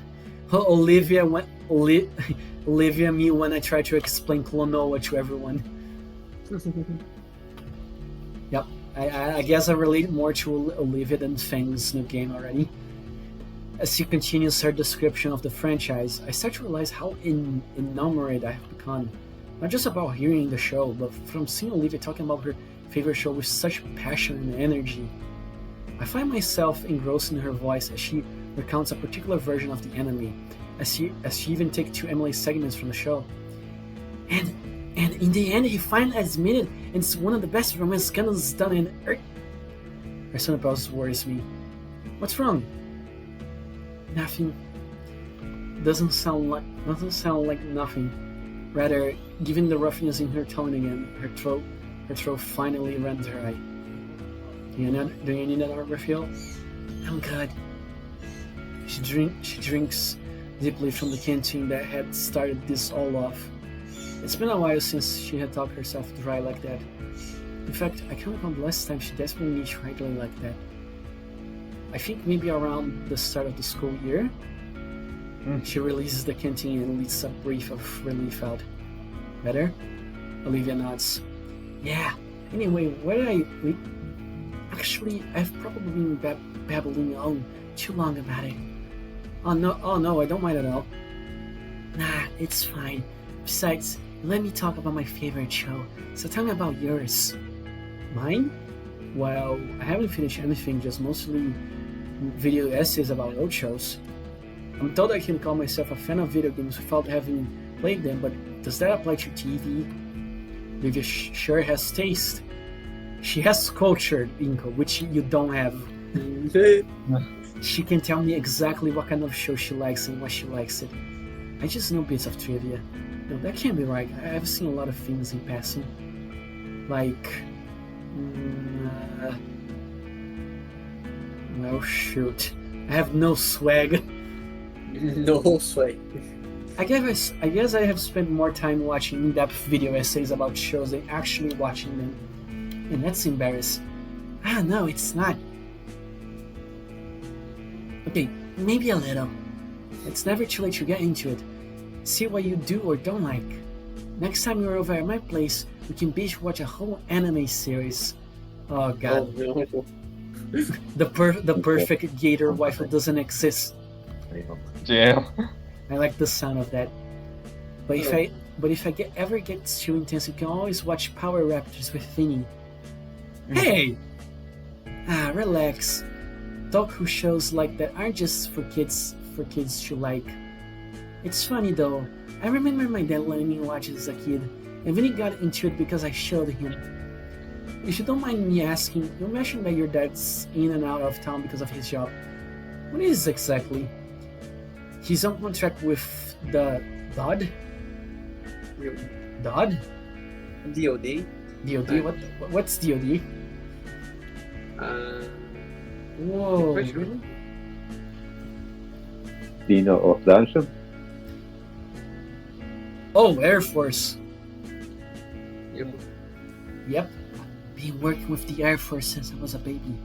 Okay. Normally, he doesn't call that often, but when he does, it's pretty lengthy. Weeks, even months. That must suck. It isn't all too bad. We still call each other and send messages. The work just keeps him busy. Well, that's good. Keeping in touch with your folks is important. Why do I feel sad now? What about your parents? What's their job? Oh, mine are joint partners in architect. It's why we move around a lot, and the main reason why we are here in Vocadera to begin with. Ah, now it all makes sense. What does? You know, she puts on my shades and jacket. Having on jacket and shades doesn't automatically make me rich, Olivia. Dude, who else wears clothes from Abercrombie and Flint and has extra pairs of Ray and Ben's glass on them? People in mansions, that's who. I don't live in a mansion. For your information, it's a two-story complex with an automatic gate and a... Oh... No. He already had the fun, the money, and he didn't have everything else. Where is the chick? I see what you mean. Now you get it, moneybags. Suddenly Liz starts waving her hands around excitedly. What the? Hey, go, Olivia! Amy comes rushing in both arms with a packet of tickets. Whoa, mama, that's a lot of tickets. The other end is still trailing behind him. Damien got the jackpot at Mega Millionaire. This is probably like 1,000 tickets! I gotta go see what this guy at the prize corner. Come on! Holy crap. Alright, yeah, you done eating, Olivia? She takes the basket of chicken stripes and pushes back from the table. Yeah. I roll my eye and follow behind Damien to the prize counter. He plops his winning stash on the counter in front of the unamused clerk. So, what will this get me? Who wants to be the clerk? Because I already did a lot of voices already. I think I can do it. Okay. I don't know if I need to drop those in the ticket counter first. Ah, damn, nearly forgot. He rushes off the damn counter and I look over the options. There's a few old games up to the top shelf for several thousand. What's the exchange rate supposed to be? Below me in the glass counter is a bunch of candy and small plastic novelties. There's also a lot of joke items, whoop cushions, air horns, things like that. In one corner is a series of licensed and generically plush toys hanging. What do you think he'll get? Probably the mini RC car? Or no, maybe the plasma globe. He's going to get a handful of candy and let us have the rest. You think so? Right, I'm back. He hands the ticket over. I spot a number 1,247 printed on the ticket. And that's enough for one of the plushies on the wall. Let's see. I want. Hey, how about that? He points to a smooth foosball table on the top shelf. The clerk glances up at it and back. Yeah, that's gonna be like another few thousand. And Alex was. Damn it. Well, I'm out of these. I guess I have some of those then. The clerk gets a small bag of chocolates from the display. Just can have the rest.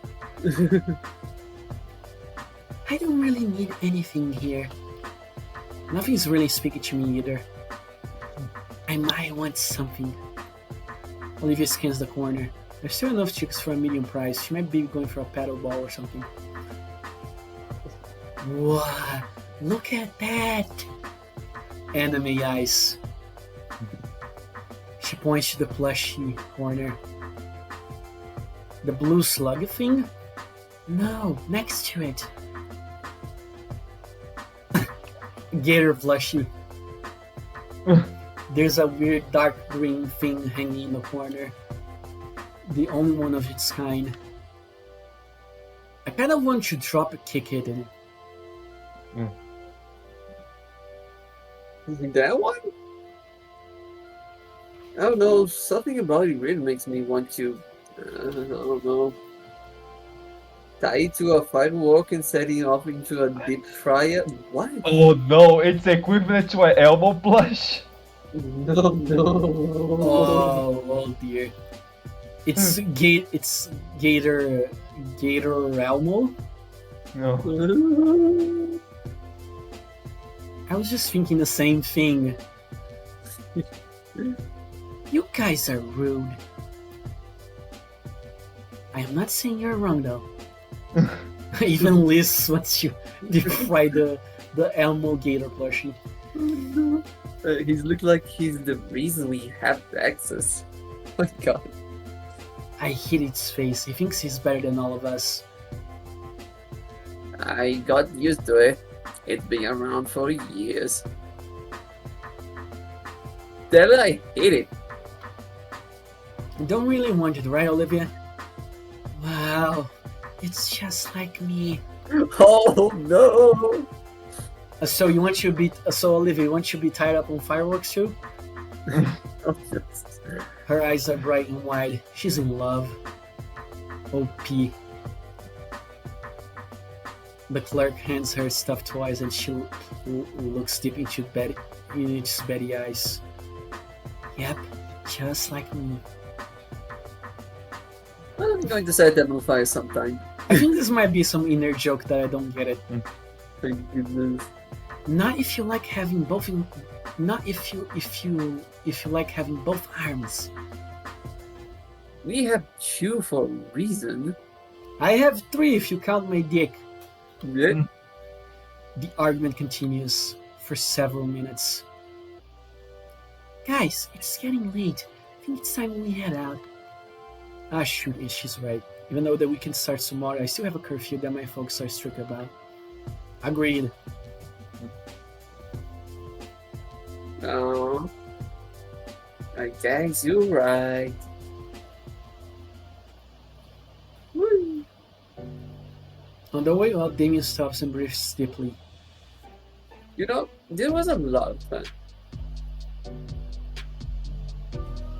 Oh, perspective. Coming out here together for the first time in a while. Thanks for taking us, Liz. Oh, it's no problem. Thanks to you guys too. Yeah, man, it was fun. We should do this again sometime. It is just like you remembered. Even there. I know I was a bit meh about the idea first, but I will admit it was worth it. Back in the car, the argument picks up again. Aw, I'm just saying, you should try hiding pencils in his ears until they come out to the other side of his head. if anyone hurts him, I'll kill ya. She stares with raising it back at Damien. Okay, let's not get into Fred 3 side over a plush animal. Livia hugs the rat with thing tighter. So, Inko, you want me to drop you off at your place? Oh, dang, yes, please. Hadn't thought of that. I could quickly send Liz the address to my house, which she puts into Google Maps. Buckle up in, we head out of the parking lot and onto the main road. Entering the freeway, we pass by the city, now illuminated. The early fall sunset baths the car's interior a warm orange, and as we make our way home, find myself recalling all the spots Olivia had highlighted. I wanted to ask her again just so I knew for sure, but seeing her rest specifically gave me pause. Well, I suppose I can ask her another time. Better to let sleeping gators lie. Wait, lay? Let her rest. She had fun, now she's tired, and that's all that matters. I know Olivia mentioned that the place was updated, but I'd be lying to myself if I didn't say that it look a bit too grimy. Just hope I don't get sick. Yep, I got sick. Oh no. Okay, so I think I'll stop from here now, people. Because how much am I being streaming? Almost 4 hours. Holy shit. For that long. Hello. See. I am cooking my food, so Yeah, but Yeah. again, it was fun. Everything here was new. And I'm very pleased. I have a stupid smile on my face. Like the scene on the arcade was pretty good. Yes. Anywho, thanks for everyone here that joined here with me, and for those who are gonna watch this maybe on my YouTube channel. So everybody, say goodbye. Bye bye. Bye. Bye. Bye.